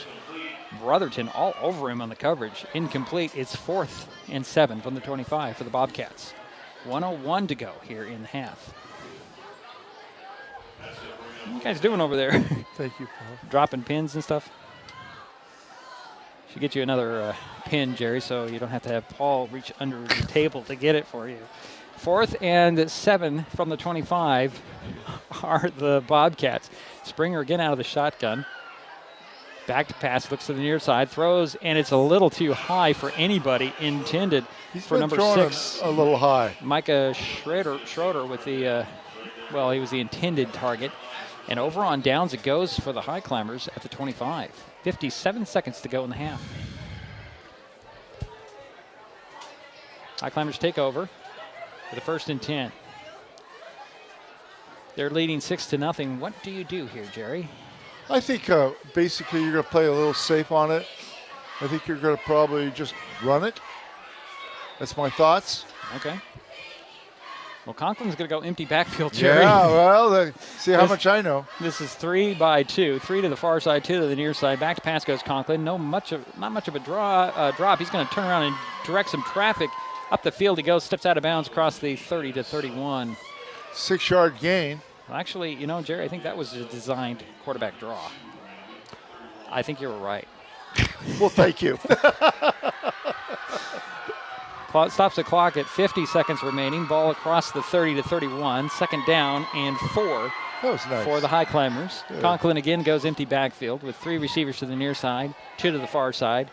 Back to pass he goes. He's going to throw it this time. He's going to throw it. It's off the hands of Henry, and almost coming up with the interception off the deflection is Riley Wixon. No, actually, I'm sorry. I take that back. That was Jacob Bowers. That would have been play his it second. safe and let the clock run down. Utilize 46 seconds now.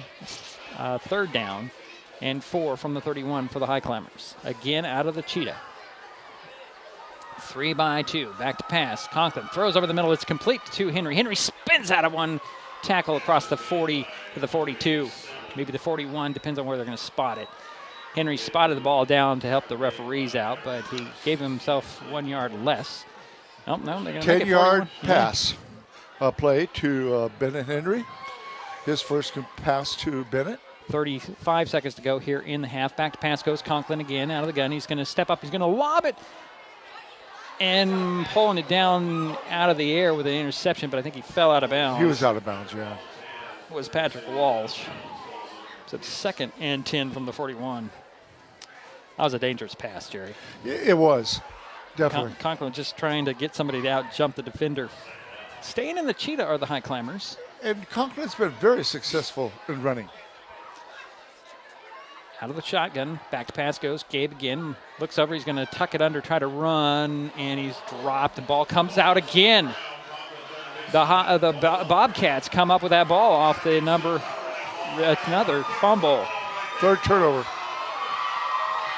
And the Bobcats will take over on the Highclimber 37-yard line with 19 seconds remaining in the half. Shelton still has that 6-0 lead. Bobcats get the ball right back. Well, not right back, but they get the ball back. 1st and 10 for Aberdeen. Time for about 2 passes. Springer will go out of the shotgun. He's going to put trips on the near side on the seam. One receiver the far side. And that'll be Schroeder. And then a timeout by the Highclimbers with 19 seconds remaining. Hey, Seahawks continue their homestand Sunday as they host the Cleveland Browns. Kickoff is at 1:05, I believe. No. 1:25? Yeah, it is 1:25, yeah. Either way, you can find that the pregame at 11 o'clock on KMAS. And then the Huskies play tomorrow against Stanford, and that game will be about 3 or 4 o'clock. Okay. 4 o'clock. Well, that's not on the radio, though, Jerry. I'm talking about KMAS with the Seahawks game. And okay. The Kraken are also playing on the radio as well. I don't know what their schedule is off the top of my head.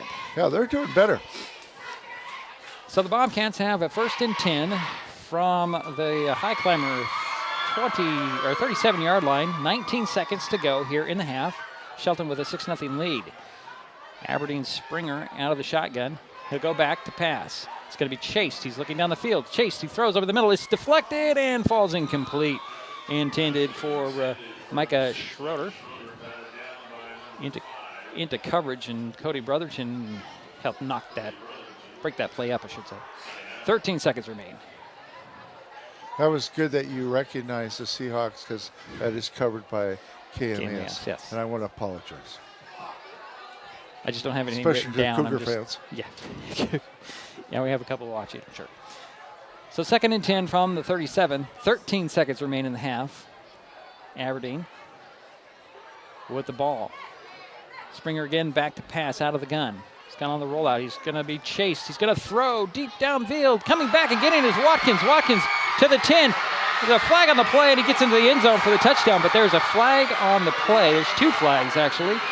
One back at the 14, and another one, I believe, was thrown up inside the 10. But I think whatever the penalty is, it's going to be called there. What is the penalty? I think the penalty is holding. By the reaction of one of the Bobcat players, it's going to be on the Bobcats. Bobcats. Yeah. But what the call is, I don't know. There's a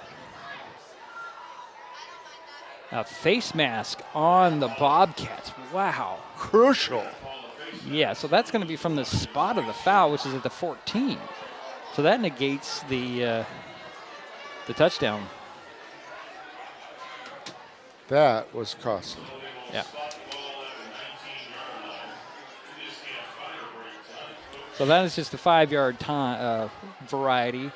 So it'll be 1st and 10 from the 19 are the Bobcats. 2 seconds remain in the half. There hasn't been very many penalties, but that one was crucial.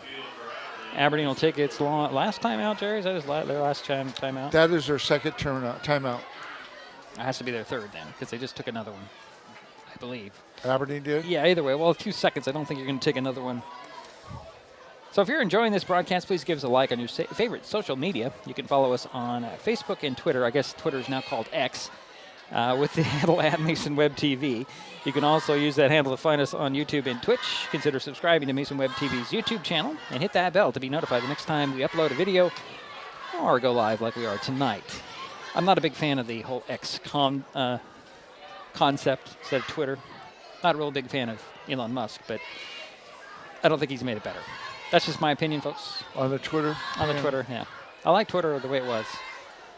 Do you use it at all? I do use it a lot, but it's now called X. Anyways, 1st and 10 from the 19 are the Bobcats. 2 seconds to go here in the first half. 6-0 Shelton with the lead. Aberdeen with the ball. Springer's going to go out of the shotgun. He's going to go a receiver on each side. Watkins, the guy in the backfield with him. Back to pass it goes. He throws for the end zone on the near side. Got a guy there, and out of bounds it is, and that'll do it for the half, Jerry. Adonis Hammonds with the catch, but he was out of bounds. And that'll be the first half. 6-0 Shelton with the lead at the break. We'll take a timeout. We'll be back. Jerry Apple will have some stats for you, and we'll talk about this game to this point. 6-0 Shelton with the lead at the break. This is Mason Web TV, powered by HCC and KMAS Shelton.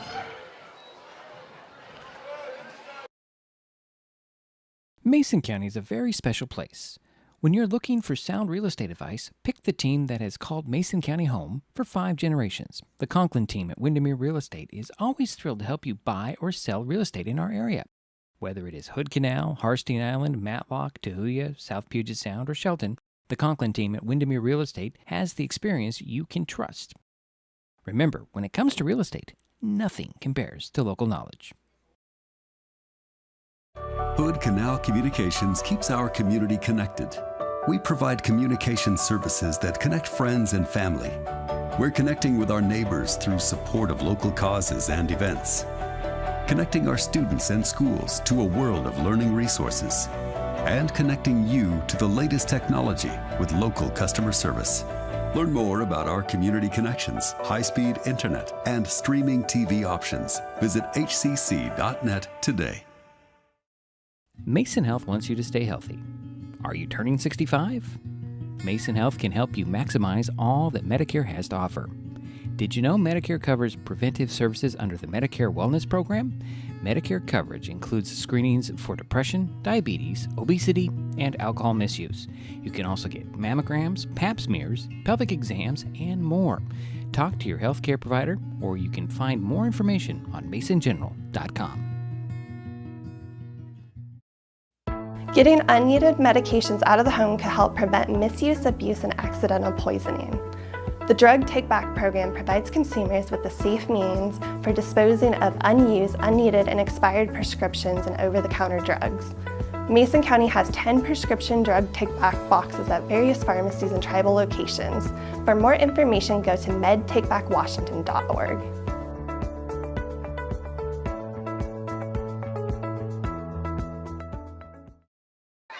It's halftime here at Stewart Field. 6-0. The Shelton Highclimbers have that lead at the break here. I'm trying to get my scoreboard up. There we go. And Jerry's working on his statistics here. 6-0. Low scoring in a back and forth kind of game, but no explosive plays really, except for the one, I should say, the 51-yard touchdown run by Gabe Conklin. Jerry's still doing his thing here. I want to talk about the importance of this game real quick. If Aberdeen comes back and wins this game, they will lock themselves in as the number 3 team in the Evergreen Conference.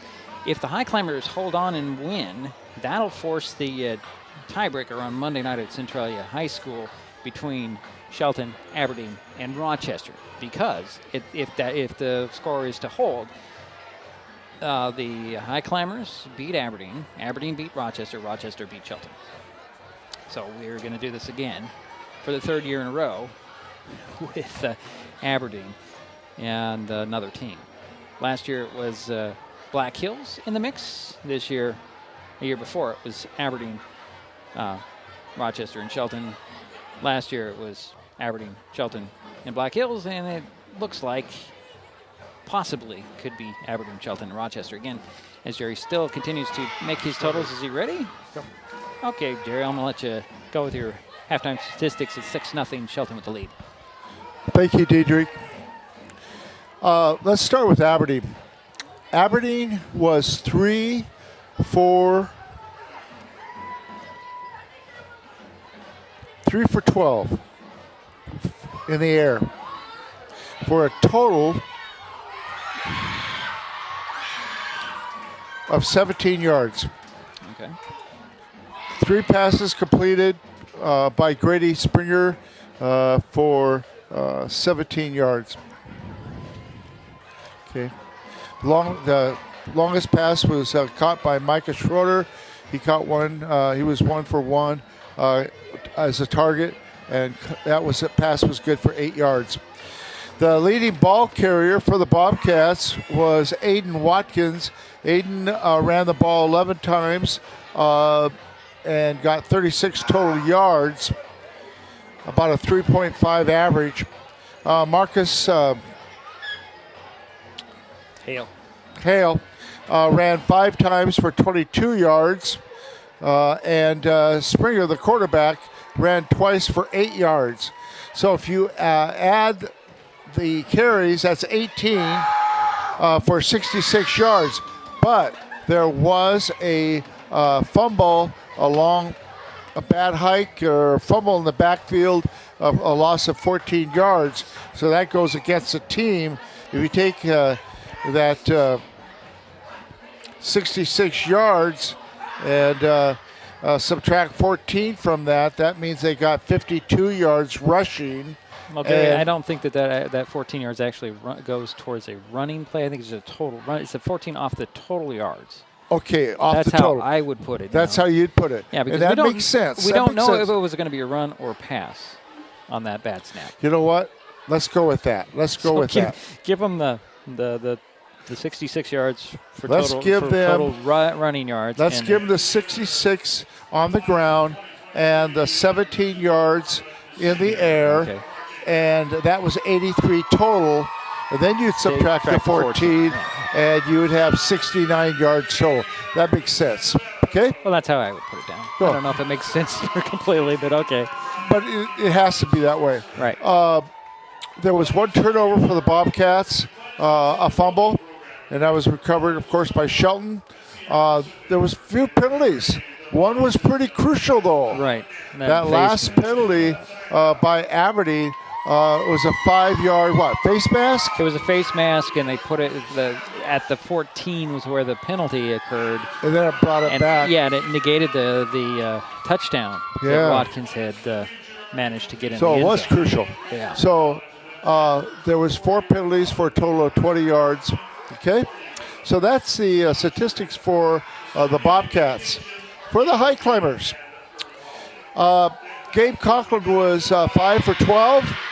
He completed 5 passes for 37 yards. His leading Wheatley Cordova caught a pass for 12 yards. Bennett Henry caught a pass for 10 yards. Omar Zapata caught 1 pass for 5 yards. Colton Fisk caught a pass for 5 yards. And Hunter Leff caught a pass for 5 yards. So a total of 37 yards in the air. Where the Highclimbers benefited was on the ground. Right. They had 96 yards rushing. So if you add the 37 and the 96, they had a total of 133 compared to the 69 yards for the Bobcats. The leading ball carrier was Gabe Conklin. He had 10 carries for 75 yards. That long one of 51 yards for a touchdown to make it 6-0. He averaged 7.5 yards per carry. Jerome Nichols-Gooley had 2 carries for 16 yards. Colton Fisk had 4 carries for 5 yards. So 16 carries for 96 yards, a little over 5 yards per carry. Unfortunately, we had 3 turnovers for the Highclimbers, 2 fumbles by Shelton, and an interception by Aberdeen. The highlight was Gabe Conklin, the 51-yard touchdown run, and the point after attempt was no good. Just 1 penalty tonight for the Highclimbers, 10 yards. They've cleaned it up a little bit. From last week. First half. They definitely. Yeah, but if I remember right, they racked up a lot of penalties in the second half. Did the Highclimbers? A little bit more, yeah. But, there were a lot of those personal fouls when the game was kind of out of hand, anyways. So 6-0. Shelton with the lead here at the halftime break over Aberdeen, and we'll talk about it again when we take a break. We'll take a break. We'll come back and talk about how important this game is to both teams. And we'll be back. 6-0 is Shelton with the lead at the half over Aberdeen. This is Mason Web TV, powered by HCC and KMAS Shelton. Hi folks, Diedrich Allen with Mason Web TV, powered by HCC, your source for live high school sports with play-by-play. Once again, Mason Web TV is broadcasting select games every week this school year. Football, basketball, baseball, softball. We bring you all the action, from the kickoff to the final whistle, from the tip-off to the final buzzer, from the first pitch to the last out. Watch how it happens on Mason Web TV, powered by HCC. Business owners, you can get in on the action as well. Go online, email, call, or text right now to find out how. Life's just more fun with fast, reliable Wi-Fi. You can stream, share, game, try something new. But weak Wi-Fi spoils the fun. That's why you need managed Wi-Fi from Hood Canal Communications. The right equipment, professionally installed in all the right places, keeps your Wi-Fi powered party streaming strong. Call or visit Hood Canal online to upgrade your Wi-Fi today. An important safety reminder from Mason PUD3. Please never touch a downed power line. If a power line falls on your vehicle, stay inside and call 911. Tell others to stay back. Wait for emergency personnel. Never touch anyone or anything in contact with a downed power line. Always stay at least 100 feet away. Never use an object to move a downed wire. Don't remove trees or limbs near a downed line. Electricity travels through ground, trees, branches, and more. It's not safe. If you see a downed line, call PUD3 at 360-426-8255. Hood Canal Communications keeps our community connected. We provide communication services that connect friends and family. We're connecting with our neighbors through support of local causes and events. Connecting our students and schools to a world of learning resources. And connecting you to the latest technology with local customer service. Learn more about our community connections, high-speed internet, and streaming TV options. Visit hcc.net today. And we're back here at Stewart Field in Aberdeen. Halftime score, Shelton 6. Whoops, gotta hit the right button. Shelton 6, Aberdeen nothing. I'm going to talk about how important this game is to both teams. I said it just a little while ago, but I'll say it again. We've been kind of talking about it. If the score holds and the Highclimbers come away with the win, that forces a tiebreaker for the third and fourth spots in the Evergreen Conference. That tiebreaker will be played at Centralia High School on Monday, 6 o'clock. I can't say kickoff because they don't do a kickoff. It's from the 25, basically the college overtime. So thing. If one team scores a touchdown in the tiebreaker, the other team has a chance to come back and score a touchdown? Alternating possessions until somebody outscores the other. That's basically how it is. There's no time limit.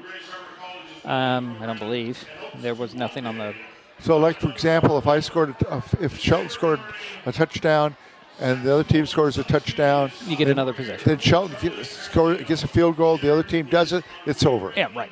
Yeah, that's exactly right. But that's on Monday if the Highclimbers win tonight. If Aberdeen comes back and wins, they'll lock in that number 3 spot. Yeah. Rochester will be number 4.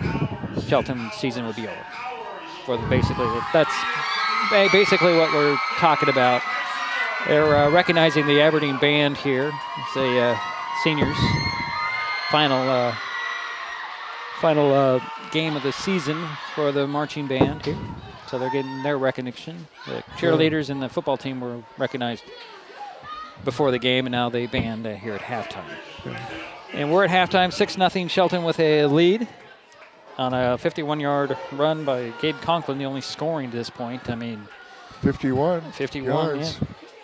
Yeah. We did have Aiden Watkins making it into the end zone towards the end of the second quarter, but it was called back because of a penalty. Yeah. And that kind of took the winds out of their sails at the end of the half. Now let's see how they respond, because we've talked about that middle 8, the last 4 minutes of the first half, the first 4 minutes of the second half. I don't know where you are here on either team. Now, the beginning of the second half, will Aberdeen be receiving? Yes. Okay. They won the toss. They won the toss, and they deferred. And they deferred. So Aberdeen will get the ball. They were looking for that whole two score and then come back and score. Score at the end of the half, score at the beginning of the half. That's what they're looking for. Right. They couldn't quite get it in the end zone in the first half. Let's see what they do when they come out. See how they respond. And we'll see. Highclimbers would also like to do the middle 8. I don't really think you can say that the Highclimbers have done well in the last 4 minutes of the first half. I mean, they did have the turnover. The turnovers have hurt. The 3 turnovers, yes. Yeah, that's one of the things that Coach Smith talked about. Got to protect the ball, and they haven't done that tonight. But they are on top, and they do lead.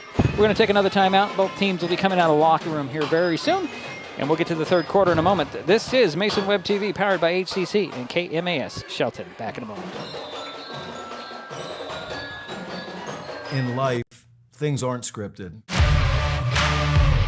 If you're an athlete, we need people like you and translate those skills to officiating.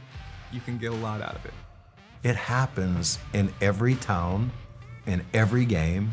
We never have a perfect game, but the rewards always outweigh the negativities.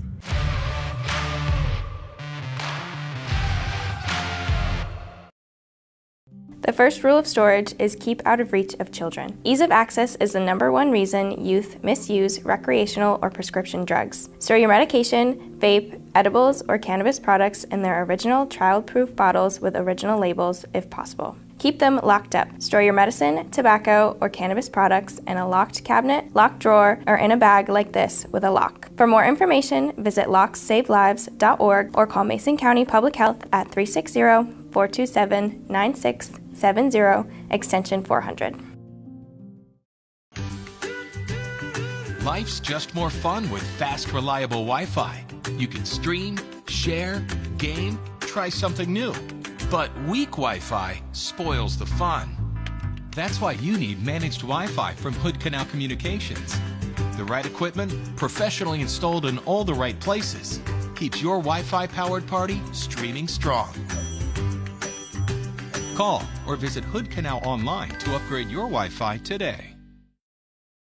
An important safety reminder from Mason PUD3. Please never touch a downed power line. If a power line falls on your vehicle, stay inside and call 911. Tell others to stay back, wait for emergency personnel. Never touch anyone or anything in contact with a downed power line. Always stay at least 100 feet away. Never use an object to move a downed wire. Don't remove trees or limbs near a downed line. Electricity travels through ground, trees, branches, and more. It's not safe. If you see a downed line, call PUD3 at 360-426-8255. And we're back here at Stewart Field, waiting for the start of the third quarter. 6-0 Shelton Highclimbers to lead. The Aberdeen Bobcats will get the ball to start the third quarter. Well, it was nice to come down tonight. Yeah. It's nice to come back to home, and I appreciate Paul Thompson, who's standing right behind me. He's runs our score clock on our home games, basketball, volleyball, football. And I appreciate him coming down with me tonight and showed him around downtown Aberdeen. Your old stomping grounds. Yeah. If you didn't know, Jerry was mayor of this town at one point in time, many, many years ago. Many years ago. So we're just about a minute away from getting this thing underway on the third quarter. Aberdeen will get the ball to start the third quarter as they won the toss and deferred. And Bobcats are in that center circle there in the A, standing on the A. Their last little bit here to get everybody riled up to get the third quarter. And they're trailing 6-0. This is interesting, Jerry. I haven't seen this kind of I don't know what you call this, little dance party here on midfield.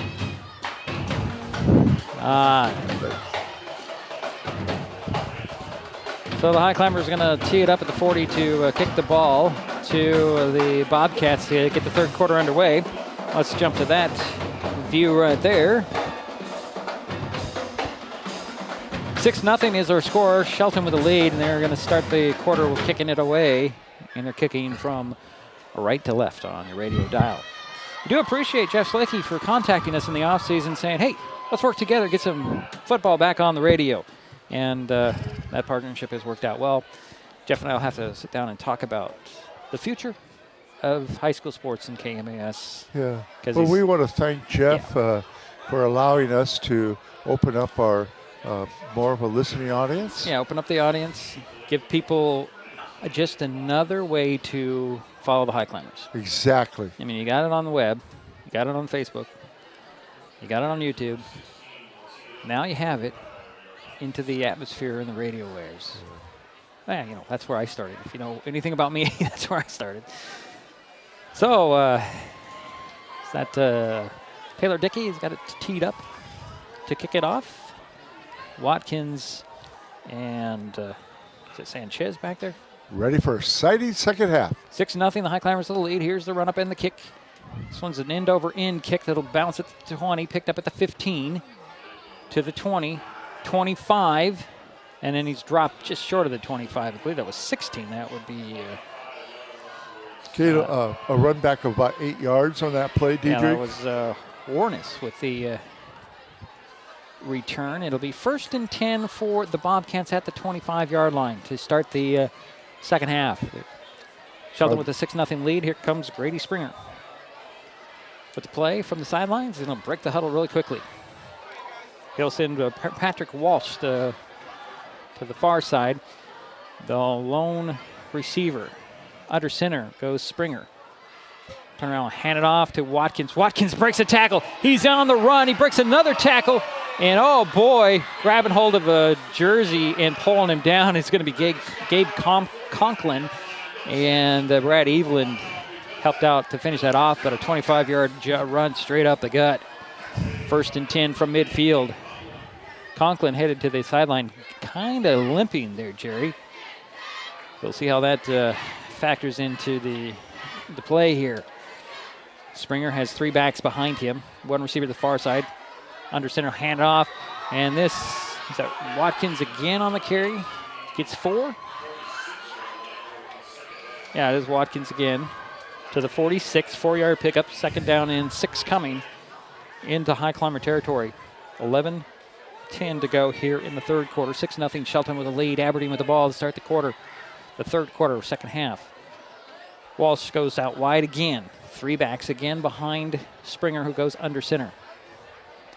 Turn around, hand it off. Here is Watkins breaking through again to the 40, and then he's going to be spun out of bounds at the 35 by Ben Morford. Not after a 1st down run. They're going to mark him out at the 36. First down, 7. 1st and 10. 10-yard gain. Clock is stopped, 10:52 to go, third quarter. Aberdeen on the move here, start the third quarter. Hash mark near side. Aberdeen going left to right on your radio dial. Springer again under center. Lost the bobble to snap, handed off. Oh boy, right there at the handoff point was Hunter Leth. Spun him down for a loss of 3 on the play. Back to the 39. Wow. It's almost like nobody blocked number 34 at all. Now, Hunter Leth last year set a tackling record. Was that broken this year? I don't really know. I don't think it was. I don't think it was. It's been a lot more team tackling here for the Highclimbers this year. 2nd down and 14, or 13 actually, from the 39-yard line. Springer, delayed handoff. Here's Watkins again. He's bottled up after a couple of yard run there. Back to the original line of scrimmage. 3rd down and 10 coming at the 36. Gain of 3 or 4? 3. It would be 3, yeah. Clock is running under 10 minutes to go, third quarter. 6-0 Shelton with the lead. Aberdeen with the ball. 3rd and 10 from the 36 of the Highclimbers are the Bobcats. Springer brings a play from the sidelines. Bobcats have come out here in the second half running the ball well. Yeah, they have a mission. 2 receivers go wide to the far side, 1 to the near side. Springer's going to go out of the gun. Man in motion, that's Schroeder. And it's going to be Springer up the middle. He's going to break into the secondary and score. Touchdown, Bobcats. 36-yard run by Springer. So the Aberdeen Bobcats even things up at 6 with 9:28 to go here in the third quarter. That is exactly what they wanted to do to start the third quarter. Edmund Brown comes on to kick the point after. Watkins is the holder for the Bobcats to give them a lead here. 6-6, 9:28 to go third quarter. That was a very quick drive, 4 plays for 68 yards. Yeah. Waiting for the 11th guy to get on there. And here's the snap. High snap. Spot is down. Blocked. And it looks like it was... that's going to be Morford with the block of the extra point, and the game remains tied at 6-6. 9:28 to go third quarter. This is Mason Web TV, powered by HCC and KMAS Shelton. The living room. It's a great place to watch TV. Just like your backyard, break time at the office, or waiting for your ride. Now you can watch TV everywhere. Stream your favorite shows or live TV from many channels in your cable package on any computer, tablet, or smartphone. It's all included in Hood Canal Communications TV service for no extra cost. Sign up to watch TV everywhere today. Call or visit Hood Canal Communications online to learn more. And we're back here at Stewart Field. 6-6 is the score. Aberdeen gets even.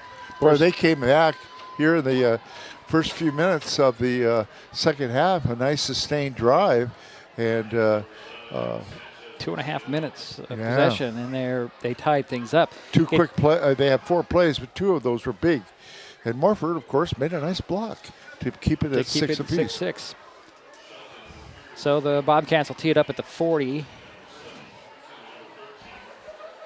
And you've got Cepeda Soto and Colton Fisk back between the 15 and the 20 to receive this kickoff.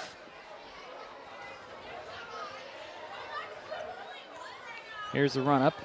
Kick is line drive is going to be picked up at the 32 by Leth. Leth goes to the 30-42, and he's just, whoops, sorry about that, folks. He just picked it up and went 10 yards.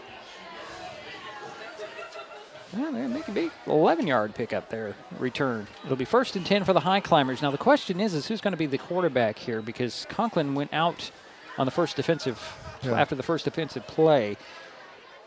And let's see who they're going to be. He's out there. There's number 3. Kind of a little bit gimpy, but it's 1st and 10 for the Highclimbers on their own 43-yard line. They're going to stay with the Cheetah, 2 by 1. 2 receivers to the near side, 1 to the far side.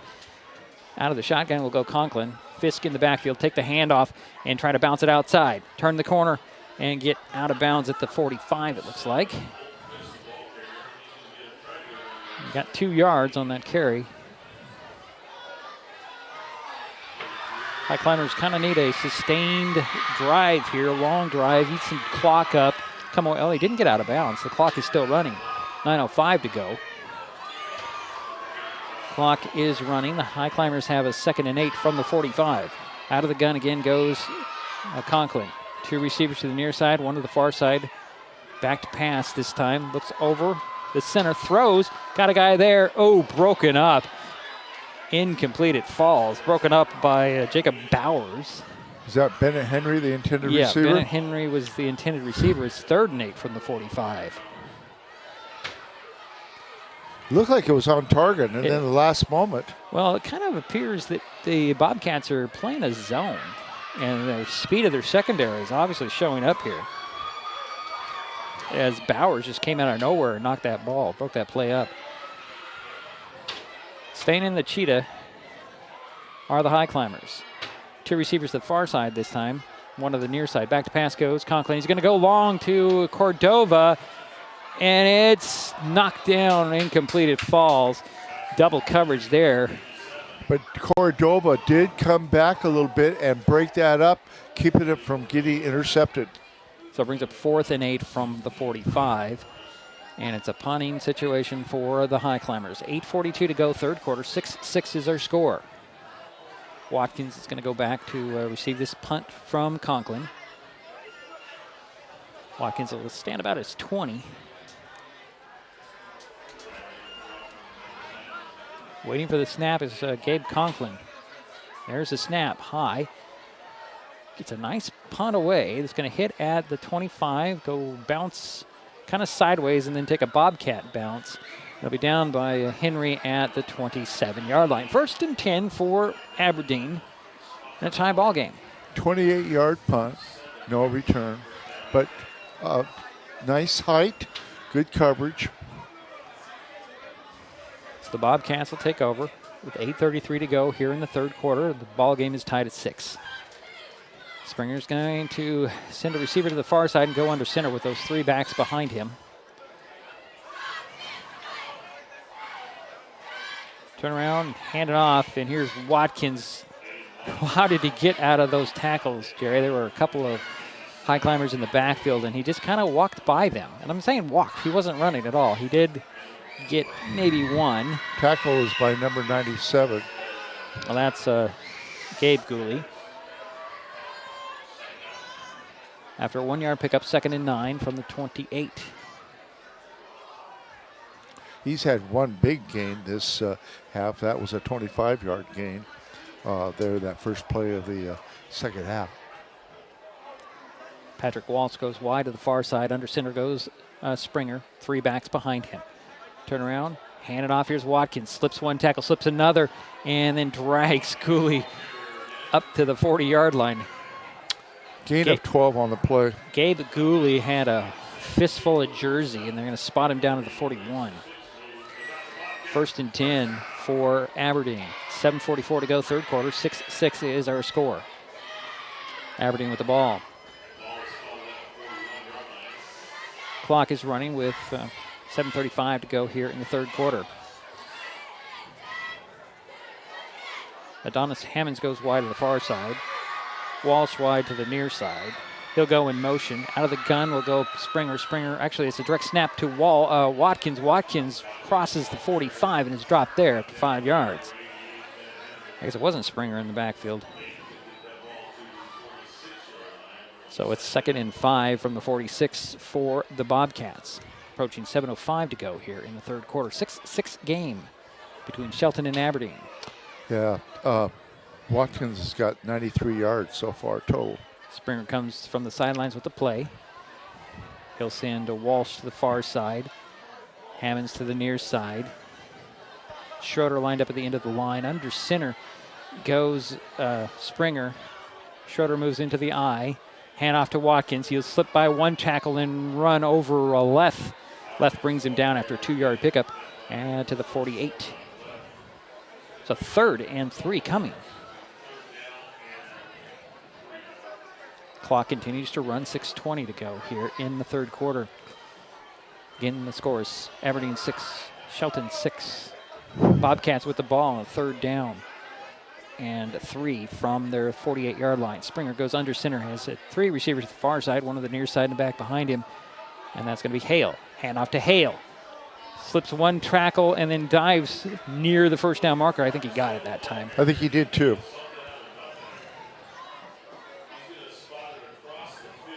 That's into high climber territory by a yard. That's a first down. Gain of 3 on that play by Hale. Keeps the sticks moving and the clock running. Under 6 minutes remain here in the third quarter in a 6-6 game. Aberdeen with the ball in the Shelton 49, 1st and 10. Springer under center. Hale in the backfield behind him. 3 receivers to the near side. Hand off again to Hale. Hale goes sideways, breaking tackles. Gets stood up and he spins nearly out of another one. Got a couple yards. High climbers are trying to contain him, and he's just having somehow these backs, these running backs for Aberdeen, spin out, break out, slip by, whatever. Little looser. Yeah, they're amazing running backs. And that is 2nd down and 7 coming from the 46 for the Bobcats. 5:10 to go, third quarter, 6-6 ball game. Patrick Walsh again, the wideout on the far side. 3 backs behind Springer, who goes under center. Turn around, hand it off. This is Watkins. Watkins breaks it through into the secondary. He's on the run. He's going to be tripped up at the 15-yard line. Is that going to be Austin Williams who tripped him up? Just grabbed hold of the leg and dropped him. They're going to spot him down at the 14-yard line. No, where are they going to spot that ball, Jerry? You're going to be the 14. 14. Okay. 32-yard run. Wow.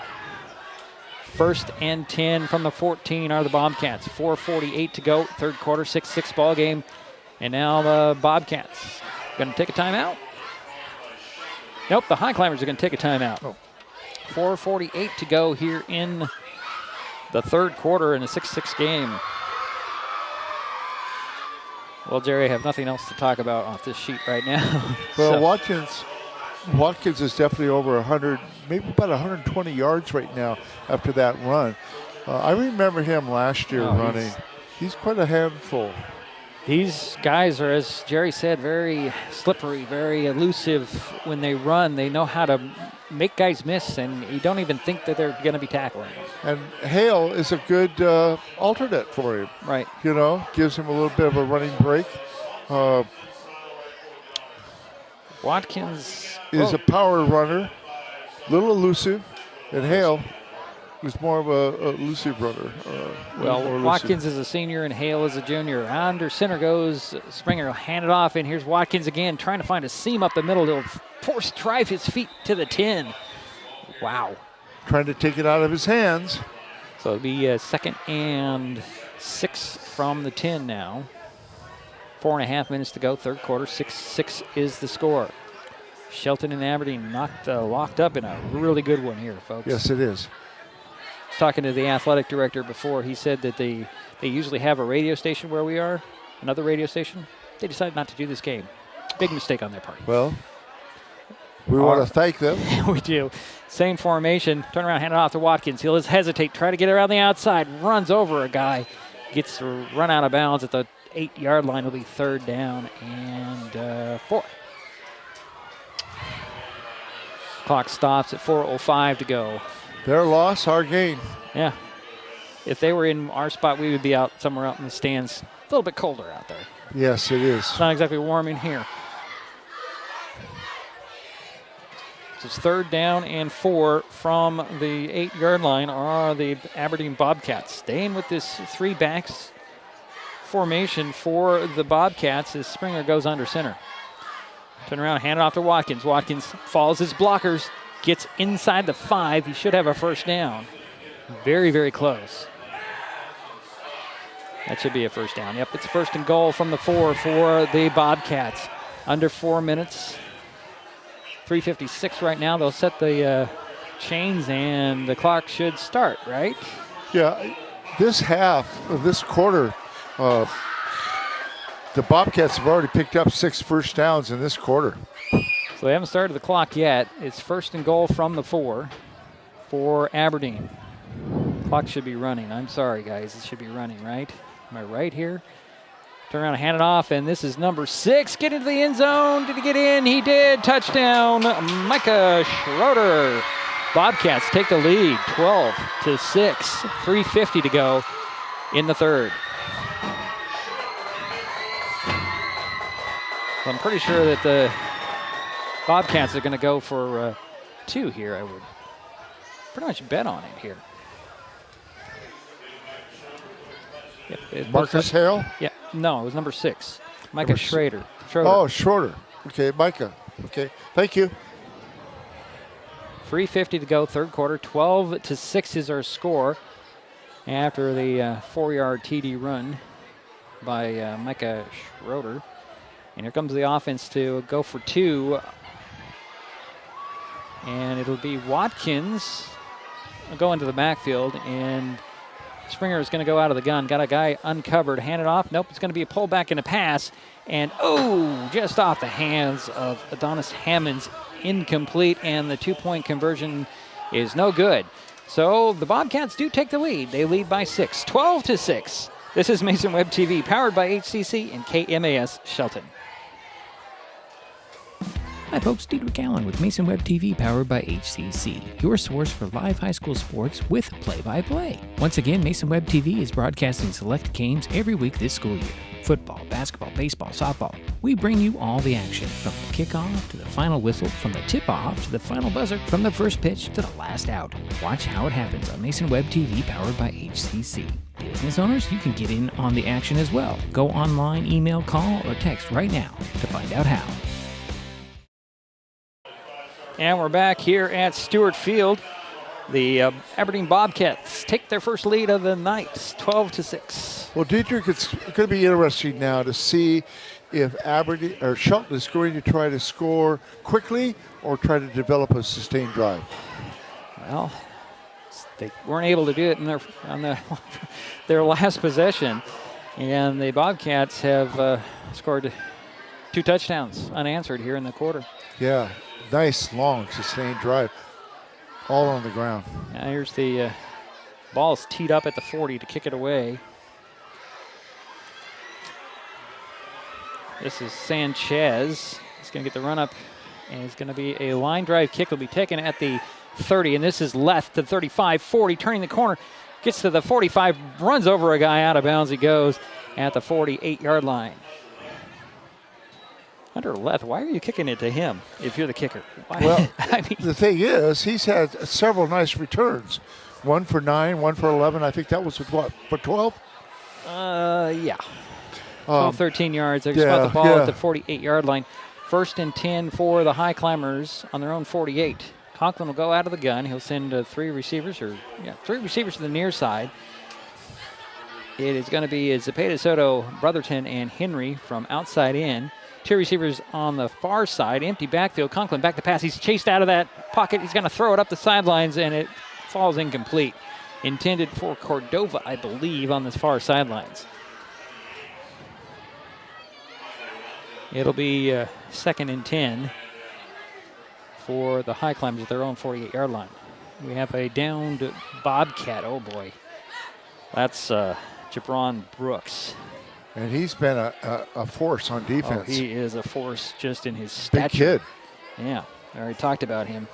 300-some pounds? Yeah, he's 6'5", 335. I think that's a little bit overestimating his weight, because he's a lot. You'd think that would be, he's pretty trim, pretty fit. Is this the second possession for the Highclimbers this half? Yeah. Boy, time of possession is shifted. Well, they're dealing with Brooks. Oh, it must be just a leg cramp there as they're stretching him out. He's going to have to come out. Well, that's good news for Aberdeen. That is really good news. He's actually a pretty good basketball player, if I remember right, too. I remember that last year. He's a big guy to deal with, yeah. He started last year. He's got a nice outside touch, if I remember right. And he's a big presence under the basket. Yeah. But we're talking football. That's basketball. It's about a month away. Yeah, I remember him, yes. So the Highclimbers have a 2nd and 10 from their own 48-yard line. Conklin will go out of the gun. He's got Fisk in the backfield with him. 2 receivers on each side. Waiting for the snap is Gabe. Back to pass he goes. Throws over the middle. It's complete to Henry. Henry gets the 40, breaking the tackle, and gets stopped at the 38-yard line. First down there. Is that a 15-yard pickup? Yes, I think so. So 1st and 10 for the Highclimbers into Bobcat territory. They're spotted at the 39. Second completed pass to Bennett Henry. 2 catches for 25 yards. Out of the gun again goes Conklin. 2 receivers to the near side, 1 to the far side. Fisk in the backfield with him. Back to pass goes Conklin. He'll dump it off. He'll swing pass to Fisk. Fisk to the 40. Tried to get out of the grasp of Schroeder, and a flag comes in late. That's likely going to be on the Bobcats. Yep, because there was no other jersey color there. Well, I like that play for the simple reason is Fisk is quick. Yeah. And if he can break a tackle, he's going to go. So the refereeing crew is going to huddle up here and discuss this flag that was thrown at the 40-yard line. It's going to be a dead ball foul on the Bobcats. So that should be 15 yards. He didn't really indicate what it was.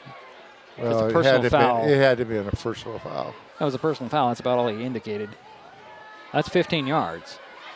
So that should put the ball down to the 25, if I'm doing the math right. And give the Highclimbers a first down by penalty. So 1st and 10 from the 25 will be the Highclimbers. 3:09 to go here in the 3rd quarter. 12-6 Aberdeen with the lead. and Shelton has the ball. And the Highclimbers are trying to reciprocate here. They're going to spot it actually at the 24, so 1st and 10 there. So that was tacked on to the end of the run. So Conklin's going to go out of the gun again. He's going to send 3 receivers to the far side, 2 to the near side. It is Fisk and Cordova on the near side from inside out. Henry, Brotherton, and Zepeda Soto from the inside out on the far side. Back to pass goes Conklin. He's got to tuck it under. He's running sideways, directing some traffic. Now he's going to turn it up, step to the 20, step out of bounds at the 19. Gain of about 6 on the play. We'll see where they spot it. Wise running by Gabe Conklin. He saw there was no one to pass it to and just stepped around and took what was in front of him. They'll spot it at the 19. 6 yards. No, they'll only give him 5, Jerry, sorry to say. 2nd and 5. Okay. Conklin again goes out of the shotgun. He's got 3 receivers to the near side. It's Zepeda Soto. Oh, they're going to shift it all around as they're going to set the offense. Fisk goes in the backfield. Brotherton and Zepeda Soto go to the far side. Cordova comes wide to the near side. Henry in the slot on the near side. Back to pass goes Conklin. Surveys, throws for the end zone. Underthrew, intended for Henry, incomplete. Be 3rd down and 5 from the 19. 2:44 to go, 3rd quarter. 12-6 our score. Aberdeen with the lead, Shelton with the ball on the Bobcats 19-yard line. With 3rd down. Going 2 by 2 again. With Fisk in the backfield with Conklin out of the shotgun. Back to pass again. He's going to step up. He's got to run sideways. He's got the 1st down marker. He's going to run to it and run out of bounds. Again, smart running by Gabe Conklin. He needed 5. I think he got 6. Gets out of bounds inside the 15 at the 14-yard line. He has a total of 87 yards so far on 12 carries. So 1st and 10 from the 14 is Gabe Conklin and the Highclimbers. 2:35 to go here through 37, actually, as that's where the clock stopped as Conklin got out of bounds. In the red zone are the Highclimbers, looking to respond to the touchdown. Here's a little flip to Brotherton, kind of go around from the end. He's going to get caught from behind and dropped, a loss of a couple of yards there. I think the first guy there for the Bobcats is going to be Micah Schroeder. Loss of 3, it looks like, back at the 22. I'm sorry, it's not the 22. The 17. Excuse me, I'm thinking wrong here. 2nd down and 13. Conklin again out of the shotgun. He's got 2 receivers to the far side, 1 to the near side. Little faked handoff, and here's Conklin trying to find some running room. He'll get to the 15. And no gain. No, it's going to be a pickup of 4, Jerry. Really? Okay. And it started at the 3rd. He started back at the 17 or the 18, and he gets to the 15. Okay, so yeah. A 3-yard pickup. 3 yards. Okay, thanks. So it's 3rd down and 11. Thanks for correcting me. From the 16, it looks like. Conklin goes empty backfield. He's got 5 wide. Back to pass out of the gun. He's going to be flushed out. Going to stand in the pocket and change direction. He's going to run to the 15, get to the outside, try to stiff arm a guy, and drop there, and I don't think he got anywhere. It's going to be 4th down. Yeah. Might have ended up losing a yard. Then I'll put it back at the... yeah, it looks like he lost a yard. Mm-hmm. Yeah, it's at the 16-yard line. 4th down and 12. Well, and this is going to be a field goal attempt, Jerry, as A.J. Weir is on to attempt a 33-yard field goal, hash mark near side. Holder again is Brotherton. Long snapper is Leth. So a 26-yard attempt? Going to be 33-yard attempt, Jerry. 33? Yeah, with ball spotted down at the 23. Oh, Add okay. 10, spot down, kick is up. Kick. A little to the left. I think he hooked it. Yeah, he hooked it just over to the left side. And the score remains 12-6. And the Bobcats will take over on the 20.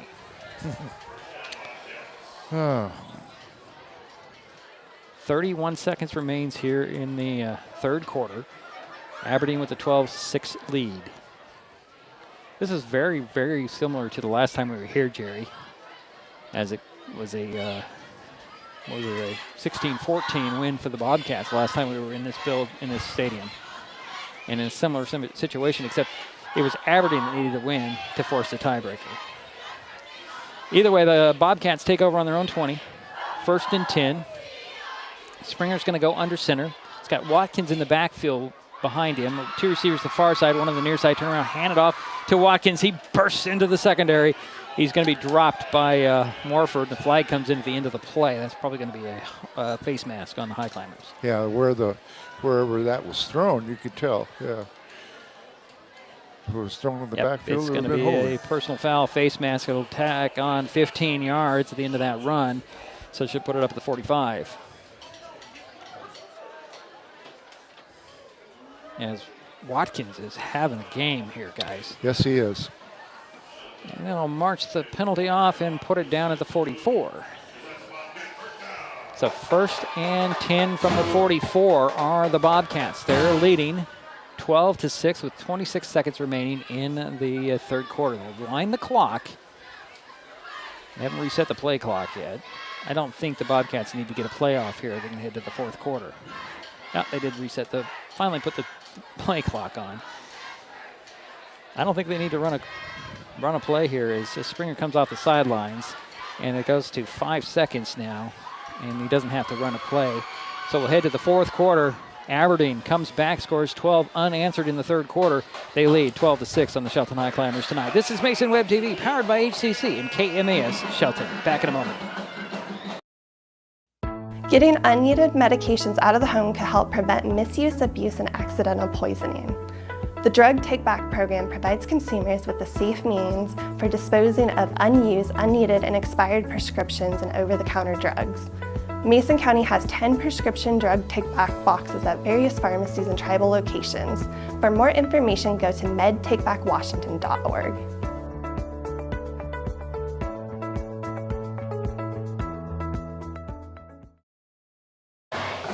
Well, we're waiting for the start of the 4th quarter. Aberdeen up 12-6, 12 minutes to go. It was a complete domination that quarter by the Bobcats. Possession time. They had 6 first downs to Shelton's 1 first down, and Aberdeen was all their plays were on the ground. Yeah, and they're staying that way. They have a 1st and 10 at the 44-yard line when we start the 4th quarter. The raucous crowd from Aberdeen, which is right below us, the band is still playing. The Bobcats are going to go out of the gun. And a fake handoff, and here's Springer up the middle. He's going to get to the outside, slip one tackle at the 40, and he's going to be dropped inside the 40 at the 38-yard line. 1st and 10, and that is, what, a 17-yard pickup? Yeah, it looks like it, yes. Wow. Well-designed quarterback run. Highclimbers looking for the running back of the handoff, and he faked it well. And well, he's had 2 big plays this quarter, or this half, 17 yards and 36 yards. So he's a good runner. Spot the ball at the 39-yard line, 1st and 10. Clock is running with 11:35 to go here in the ball game. 12-6 is the score. Aberdeen with the lead in the ball. Springer brings him out, goes back into that package. Has 1 receiver to the far side. That's Walsh. 3 backs behind Springer will go under center. Long count. Hand it off, and Watkins slips a tackle in the backfield. How did he get out of that? I don't know. Hunter Leth had him in his grasp, and he just spun out of it and got to the 35. And gain of 4? 5? It looks like 4. Okay. So 2nd and 6 coming. And boy, I thought Watkins got up off the turf and was grabbing his arm, but he's staying in there. He's in the huddle. Clock continues to run, 10:40 to go here in the ball game. 12-6, Aberdeen with the lead in the ball. They have a 2nd and 6 from the Highclimber 35. Out of the shotgun goes Springer, back to pass, looks to the far side, changes direction, throws over the middle, wide open is Hale, and he's just gonna go in. Touchdown, Aberdeen. 35-yard touchdown pass to Hale. Wow, nobody picked up number 2 in the slot. And the Bobcats extend their lead, 18-6.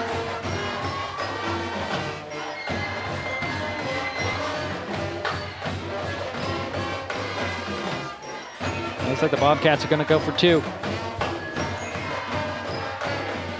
10:28 to go in the ball game. Aberdeen just adds on, and it's 18-6 now. And here comes Springer with the play from the sidelines for this 2-point attempt. Springer's going to go out of the shotgun. Oh, actually, they're going to kick the field goal. Springer's going to do the kicking, Jerry. Yeah, I thought he had something in his hand. It's the tee. He'll put it down. So, actually, it'll be Grady Springer puts the tee down, and then now they're going to go for the 2. Goes under center. He's going to turn around and hand it off. He's going to keep it on the rollout, and then no good, and there's going to be a flag. Are you kidding me?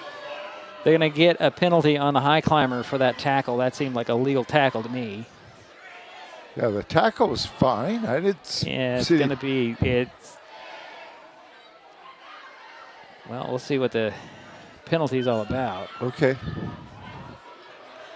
Yeah, it didn't seem to me to be a clean tackle. Oh, it's going to be. They're called pass interference on the Bobcats, so the 2-point conversion does not. Okay. Whatever. Okay. Now we're getting it. Oh, it's 18-6. 10:28 to go here in the ball game. The Bobcats have just taken control of this second half, Jerry, and they have built. They've scored 18 unanswered in the second half, and it's 10:28 to go. We'll just keep it right here. I don't have 12. No, 18 in the second half. It was 6-0. First half. They've scored 18 unanswered here in the second half. It's 18-6. 18 minus 6. Okay, I'm not going to, whatever, Jerry. Okay, I don't know what you're talking about. The Bobcats have scored 18 points in this half. All right. The Bobcats are going to kick it back to the Highclimbers. 10:28 to go here in the ball game.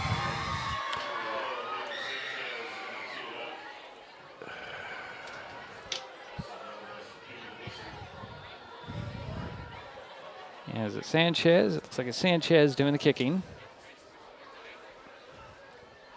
It's up and down the line. And it's another squib kick that's going to be picked up at the 25. This is Morford returning it to the 42. Nice run back. 17-yard run back by Morford. So the Highclimbers will start out on their own 40, actually they're going to be 43-yard line, isn't it? Yeah, it's 43-yard line, 1st and 10 for Shelton, trailing by 12 points. It's 18-6, 10:22 to go in the ball game.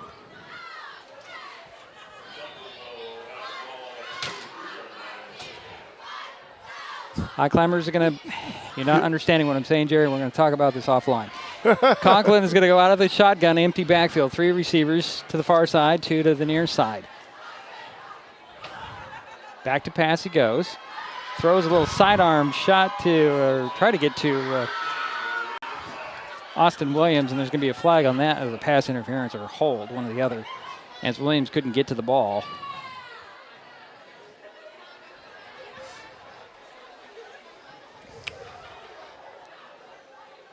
It's going to be a hold on the Bobcats. Okay. So that should give the Highclimbers a first down by penalty. 10:19 to go in the ball game.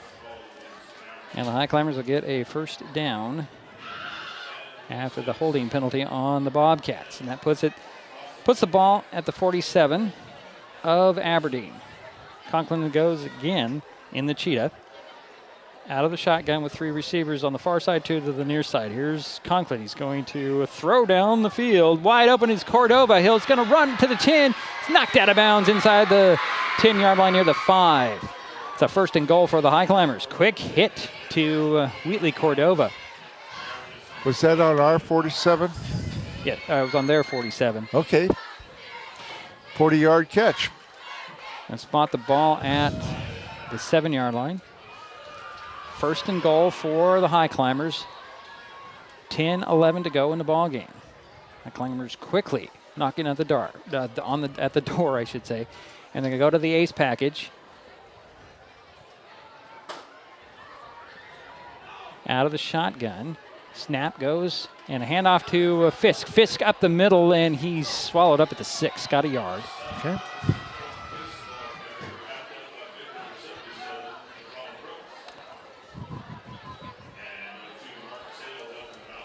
So 10 minutes remain in the game. 18-6 is our score. Aberdeen with the lead. Shelton has second and goal from the 6. Lethen, Fisk move in front of the Highclimbers. Snap goes to Nichols Gooley. He's trying to spin and gets inside the 5 to about the 4, and his third and goal. Actually, they're going to mark him at the 5. Strong runner.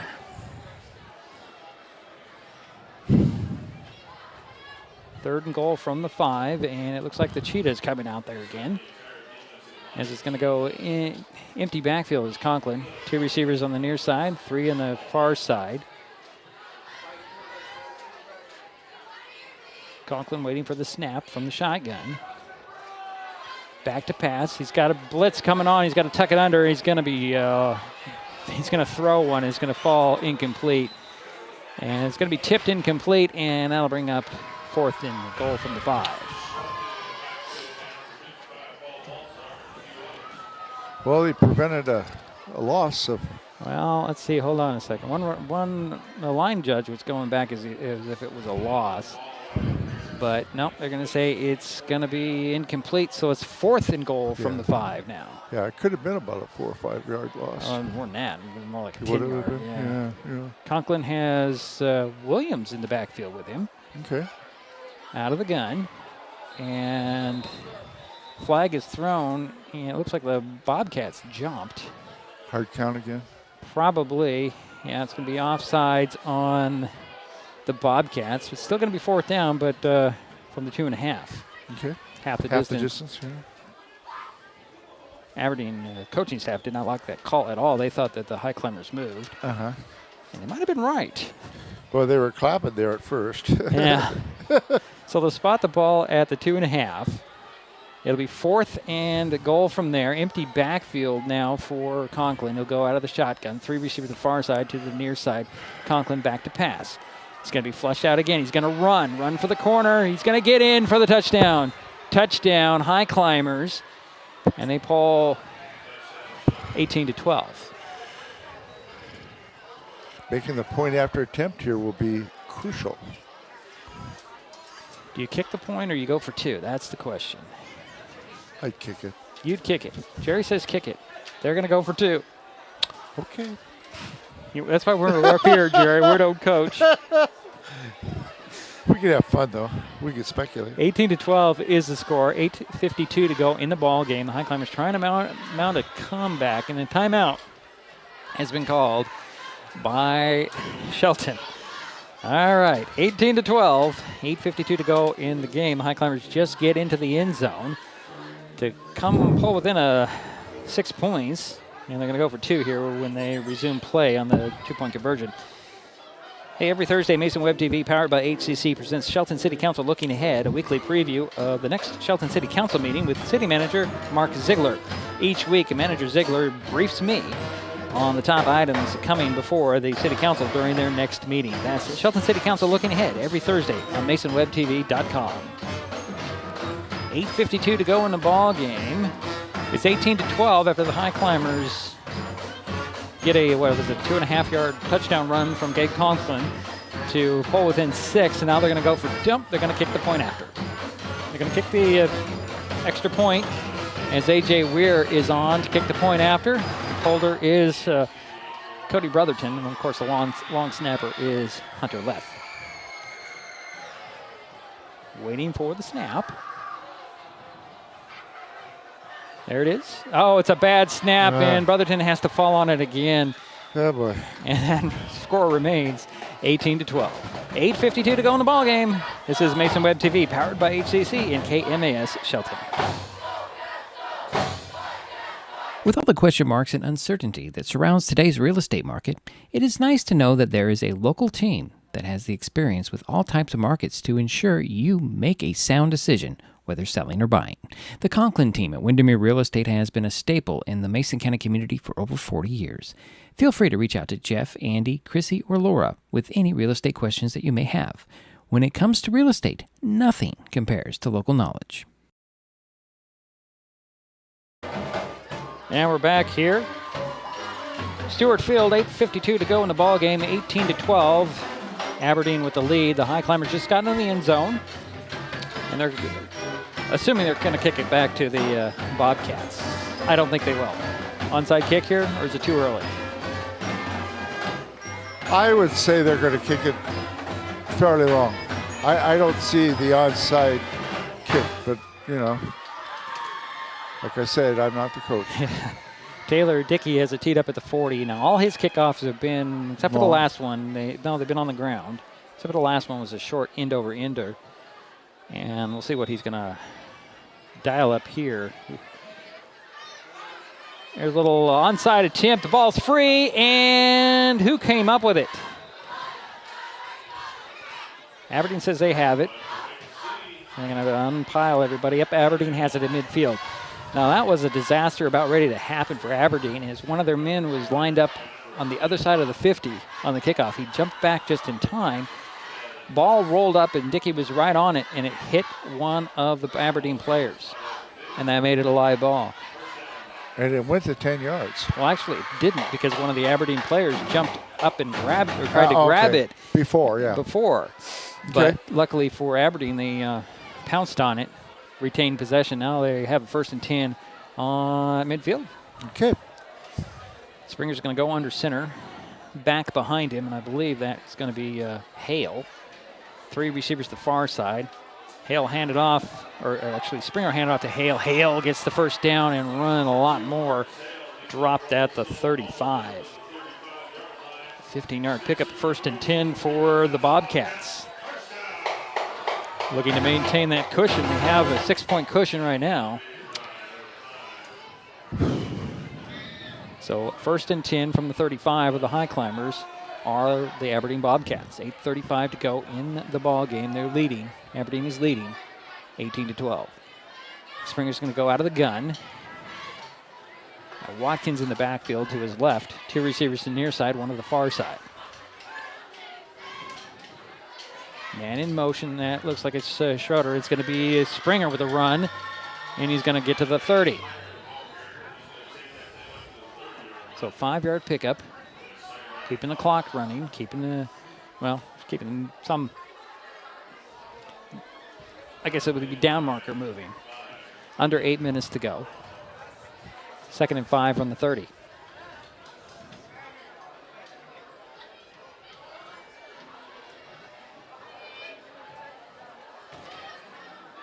Taking their time in the huddle. They break the huddle, go to the line of scrimmage. Walsh and Hammonds go wide to the far side. Schroeder wide to the near side. Under center goes Springer, handed off to Hale. Hale didn't get back to the line of scrimmage as Leth and Henry with Eveland on the tackle. A loss of 1. 3rd and 6 from the 31.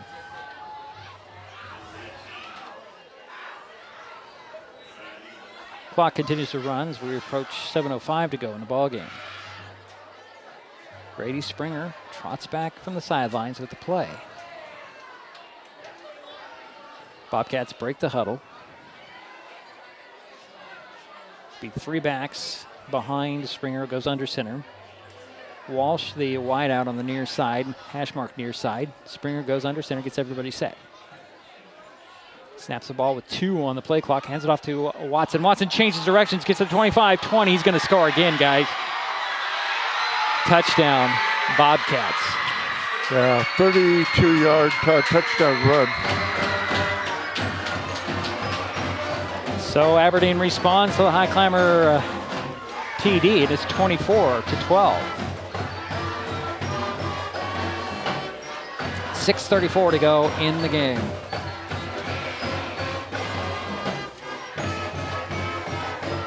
Point after coming. But are they going to do the same thing and try a little fake 2-point conversion again? Well, they're going to go for 2 again. Springer does not bring out the tee this time. So the Bobcats going to try to add 2 more. It's 24-12 with 6:34 remaining.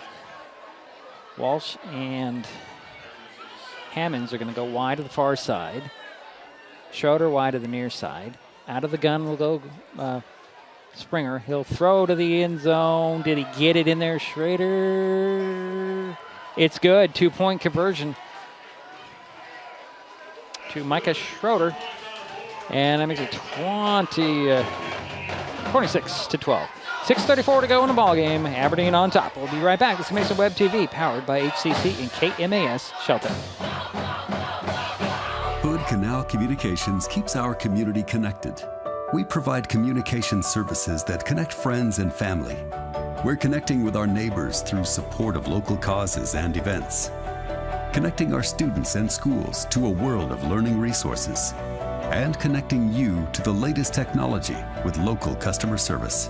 Learn more about our community connections, high-speed internet, and streaming TV options. Visit hcc.net today. 6:34 remains in this ball game. Aberdeen 26, Shelton 12. The Bobcats extend their lead again.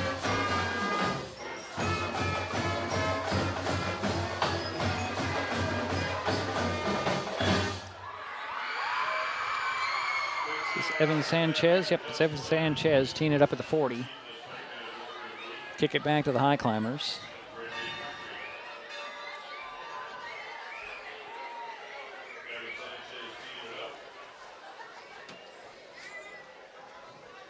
Sanchez looks up and down his line, and here's the run-up.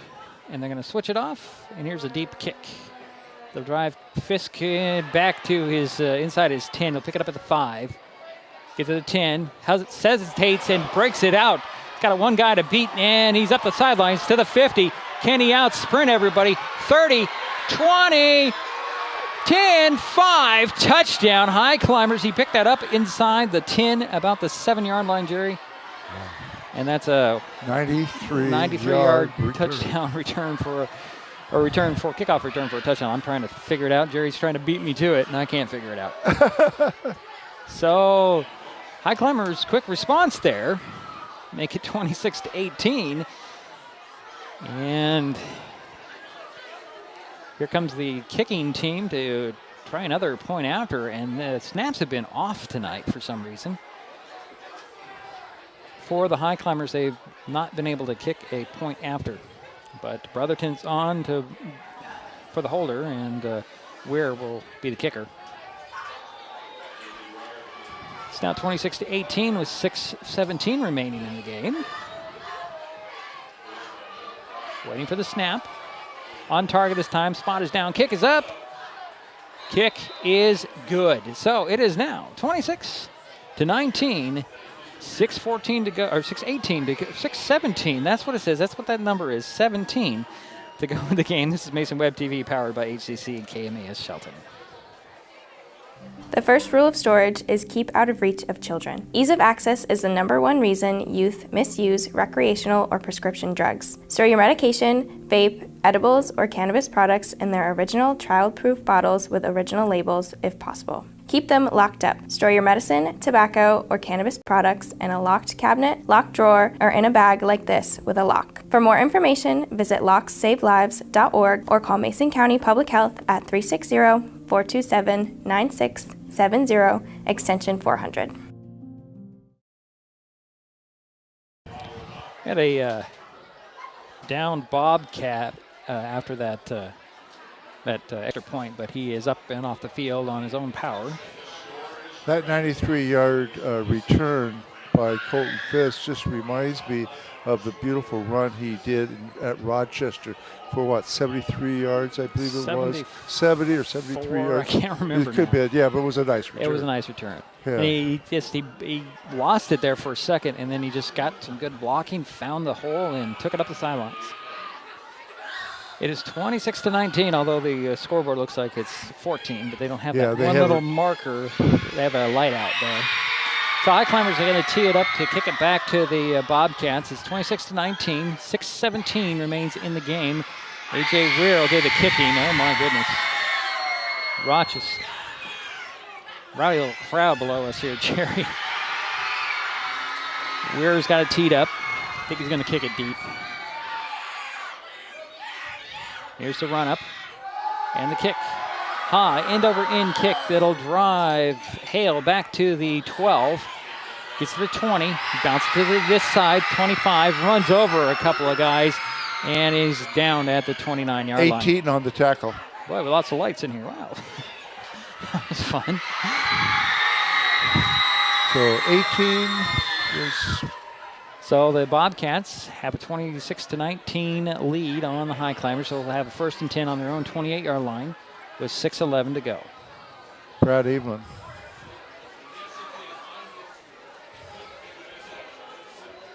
Okay. Okay. Oh, he made the nice tackle. Quick little handoff, and Paul, I think this is Watkins. It has to be Watkins pulling bodies with him. I could be wrong. Carry of 5? Yeah. To the 33. 2nd and, well, yeah, call it 2nd and. 2nd and 5. Okay. It's more like 6. I don't know. I'm losing focus here, Jerry. Springer's going to go out of the gun. He's got Watkins beside him. 2 receivers to the far side, 1 to the near side. 5.5 minutes remains. Man in motion, that's Schroeder. Schroeder, and here is Springer on a quarterback keeper. Try to run over Morford. Morford got the better part of that collision. Gain of 3 on the play. It's 3rd down and 3 from the 36. Clock continues to run, 5:05 to go in the game. 26-19 is our score. Aberdeen with the lead in the ball. This is a big play here for the Highclimbers. Now they need to stop. They need to stop. Period. Get the ball back. But there are a bunch of guys wearing blue. Say, I don't think so. Springer goes under center. He's got 3 backs behind him. One receiver wide to the near side. Hand off to Watkins. Watkins up the middle. Gets the 1st down and a little bit more up to the 45. Only needed 3, and what did he get, 8? Yeah, at least 8, yeah. But the 45s will mark him down. Clock continued as well. Will run once they set the chains. Or before they set the change. It's 4:33 to go in the ball game. 14th first down for the Bobcats compared to 9 so far for Shelton. 26-19 is our score. Aberdeen with the lead in the ball. 4:20 to go. Springer breaks the huddle, brings him up, goes under center, has that 1 receiver really wide on the sidelines, 3 backs behind him. Just take his time, snap the ball at 1 on the play clock. Hand off to Watkins. Watkins trying to find some running room. He stood up and spun back by the Highclimbers. A loss of 1 on the play. 2nd down and 11. Ball back at the 44-yard line. 3:50 to go in the game and counting.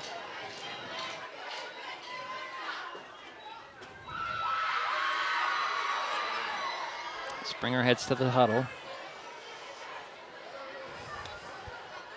So we're going to get this ball snapped with about 3:20 to go, Jerry.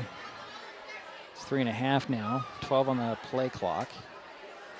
Springer out of the shotgun. Watkins the back beside him. Man in motion, that's Schroeder. Fakes the handoff, and Springer will keep it. Go up the middle and get a couple of yards. Only got 2. Thought he got maybe more than that. Ball at the 46-yard line. Well, another big 3rd down play. 3rd and 9. Passing situation? I don't know. They've been running it. I mean, they've only had 1 pass or 2 passes thrown and completed this half. Clock is under 2:50 remaining. I think they're going to go for a pass. You think they're going to go for a pass? I would think you just run it. That's my thing. Okay, we'll see what happens. 2 receivers to the far side, and a quick snap. Nobody was set, and there's a handoff to Hale. Hale gets the 1st down on his 2nd effort there. That was a very, very quick play. I don't think everybody on the Aberdeen line was set, Jerry. And that Bobcat first down puts the ball at the Highclimber 44-yard line, and there's 2:20 remaining in the game. Are the Highclimbers out of timeouts, or they have one left, don't they? Oh, they have at least one. All right, so same formation with I think they have two. 3-by-1, excuse me. Watkins goes in motion. Handoff to Hale. Hale picking his way up the middle to the 40. And he got 4. Clock runs down. It's now under 2 minutes at 1:50 and counting. Second down and 6 from the 40 now are the Bobcats. Springer comes off the sidelines. Well, this is the earliest he's been off the sidelines. He has not been snapping the ball until there's like 1 or 2 left on the play clock. He's doing a great job managing that clock. He'll send 2 receivers to the far side, 1 to the near side. Go under center. Hale the back behind him. Watkins at the end of the line standing up. Snaps the ball, hands it off to Hale. Hale looking for his blockers and gets a yard or 2. Okay, 1. And the clock continues to run. 3rd down and 5 from the 39. And the game clock is going to get to a minute here, Jerry. It is a 26-19 score. Aberdeen with the lead in the ball. It's now 50 seconds. It's a 3rd and 5. No urgency at all out of Aberdeen. They got 10 on the play clock. Springer's going to come back to the sidelines, make sure he got the play right. And I think they're going to call a timeout. Yep, they do.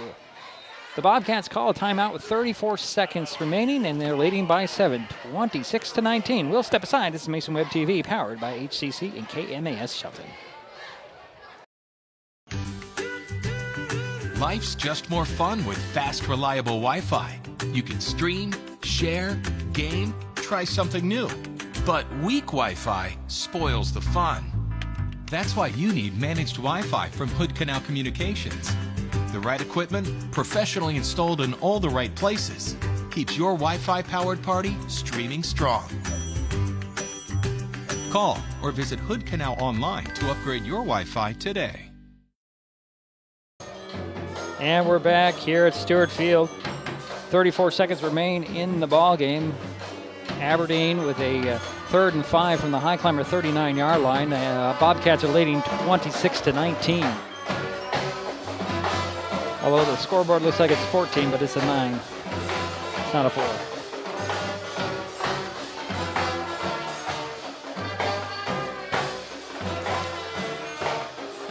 Same formation with the 3 backs behind. Springer will go under center. Walsh the wide out on the near side. Hash mark near side. Long count for Springer. He'll hand it off to Watkins. Watkins brings it up the middle, gets the first down, still on his feet near the 31. That should do it, Jerry. I don't see how it's a first down. They're not going to get the ball back now. No, 27 seconds. And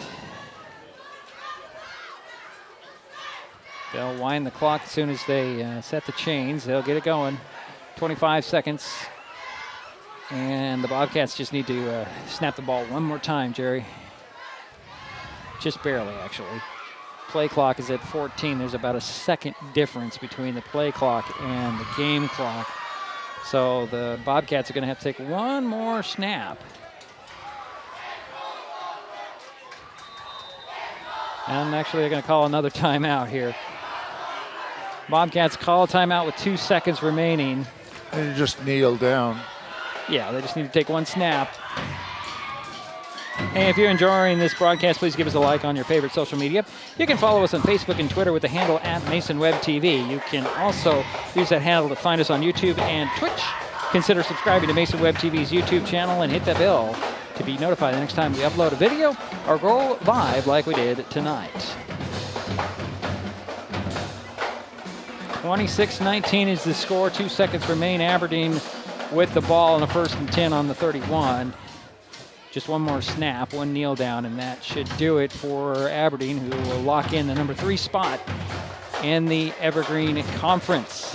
Ahead to the crossover game, probably going to go down to, they'll go down to the number 2 team from the Greater St. Helens League, and I think that's going to be Woodland, but they're still battling that out. And the victory formation is Grady Springer will settle under center.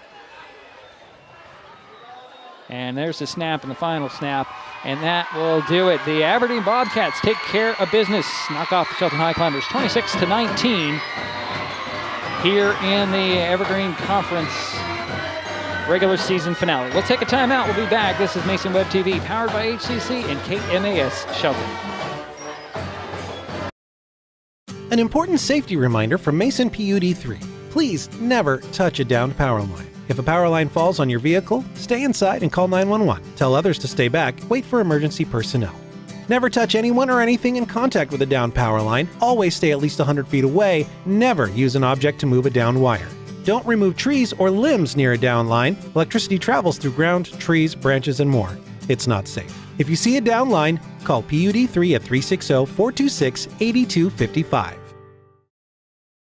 The living room. It's a great place to watch TV. Just like your backyard, break time at the office, or waiting for your ride. Now you can watch TV everywhere. Stream your favorite shows or live TV from many channels in your cable package on any computer, tablet, or smartphone. It's all included in Hood Canal Communications TV service for no extra cost. Sign up to watch TV everywhere today. Call or visit Hood Canal Communications online to learn more. We all depend on them for medical emergencies, to keep our highways safe, and to get back on the road. And emergency responders depend on us to watch for them, to slow down and move over. We do it for the people out there taking the risks while helping others, and the people who care about them, because most of us agree that we all share a responsibility for safety on our roads. Mason Health wants you to stay healthy. Are you turning 65? Mason Health can help you maximize all that Medicare has to offer. Did you know Medicare covers preventive services under the Medicare Wellness Program? Medicare coverage includes screenings for depression, diabetes, obesity, and alcohol misuse. You can also get mammograms, pap smears, pelvic exams, and more. Talk to your healthcare provider, or you can find more information on masongeneral.com. Hood Canal Communications keeps our community connected. We provide communication services that connect friends and family. We're connecting with our neighbors through support of local causes and events. Connecting our students and schools to a world of learning resources. And connecting you to the latest technology with local customer service. Learn more about our community connections, high-speed internet, and streaming TV options. Visit hcc.net today.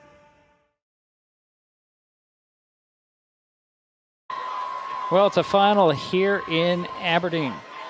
The Aberdeen Bobcats knock off the Shelton Highclimbers by a final score of 26-19.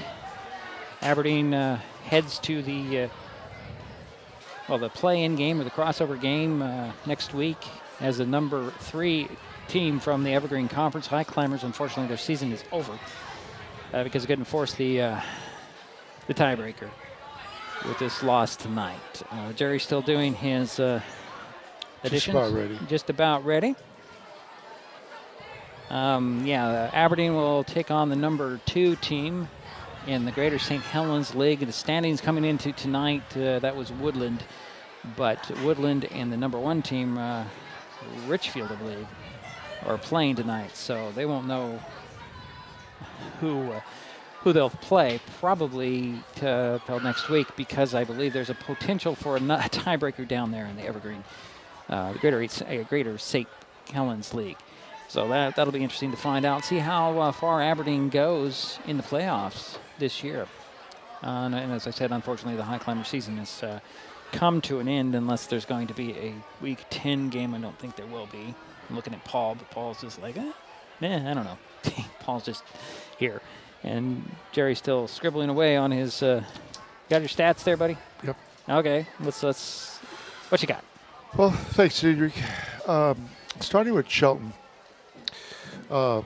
Shelton had 92 yards in the air. Gabe Conklin was 7 for 19. So 92 yards in the air. The leading receiver was Wheatley Cordova. He had 2 catches for 52 yards. Second leading receiver was Bennett Henry. He got 2 passes for 25 yards. So 7 completed passes by Gabe Conklin for a total of 92 yards. On the ground, Gabe Conklin had 14 carries for 89 yards.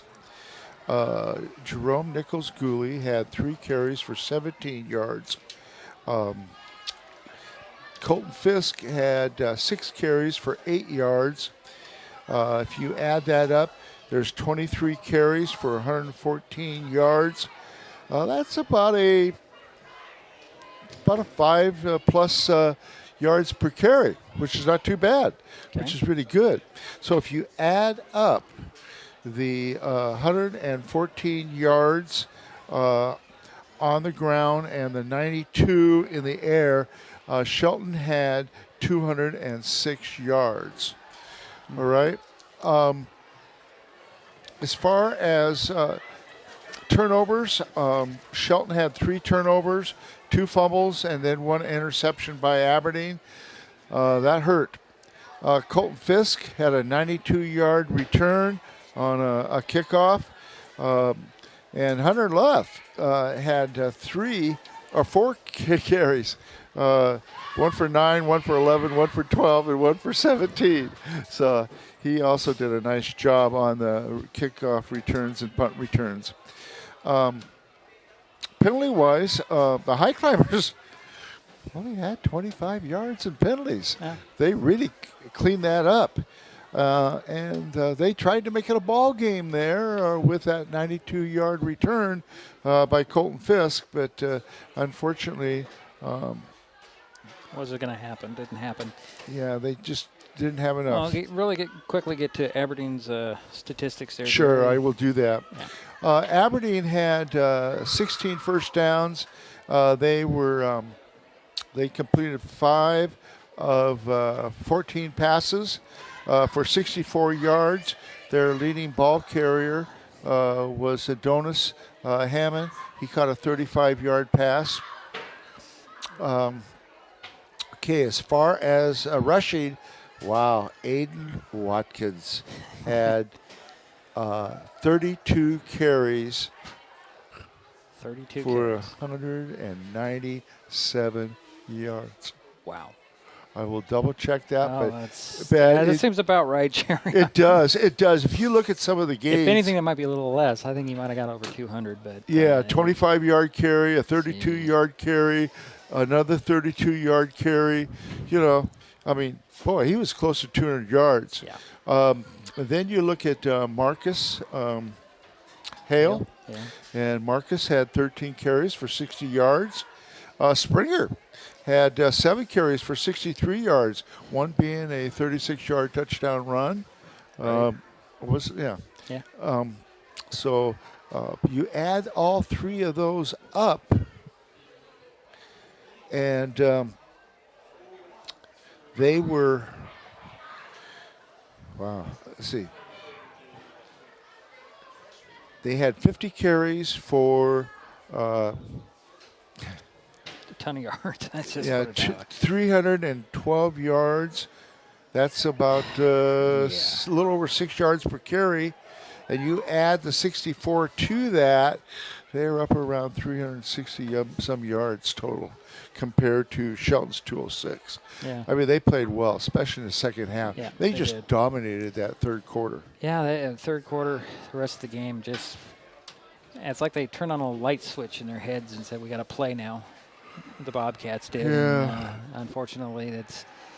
And I was very impressed with Aiden Watkins. I was also impressed with Springer. I thought Springer did a beautiful job in his fakes. Oh, yeah. His handoffs. And And the penalties wasn't pretty good. It was pretty clean. Right. They only had 43 yards in penalties. Yeah, and that one that negated a touchdown didn't matter in the end. And That's true. The first half. Well, Jerry, is that about it that you have? Yeah, that's about it. I mean, Okay. I can run down the score, but that's let's all not do that. No, it's okay. But 26-19, the final tally. As I've said, they're Aberdeen will take third in the Evergreen Conference and travel to the number 2 team from the Greater St. Helens League next week. Highclimbers, unfortunately, their season has come to an end. Well, I got to thank Jerry for his help this season. Thank you very much. And I got to thank Aiden Yu for his help as well. And I got to thank Paul for his great work on the timing clock at the home games. If it wasn't for him, I don't know what we'd do. Well, we'd be lost. I just appreciate Paul's. Paul and I have been good friends for over 30 years, and he's always been very supportive of me and everything I've done. And it was a pleasure bringing him down tonight. Yeah, it's good to see Paul here in the booth, but not having to work.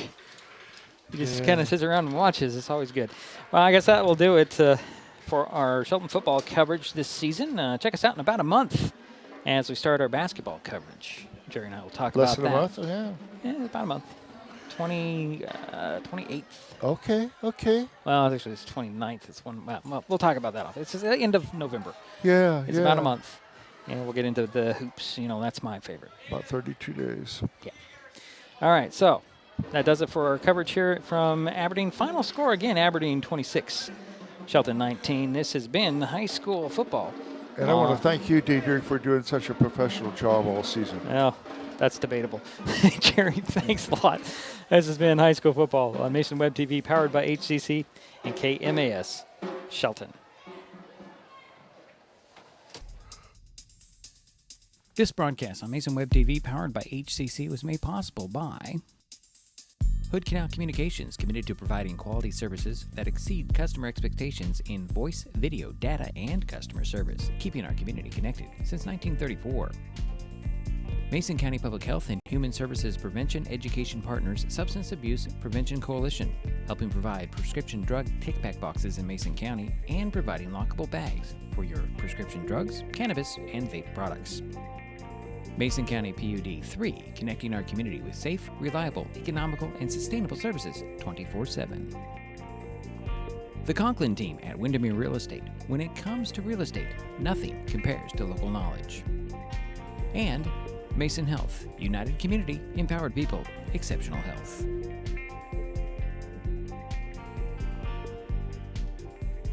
Thanks for watching Mason Web TV, powered by HCC.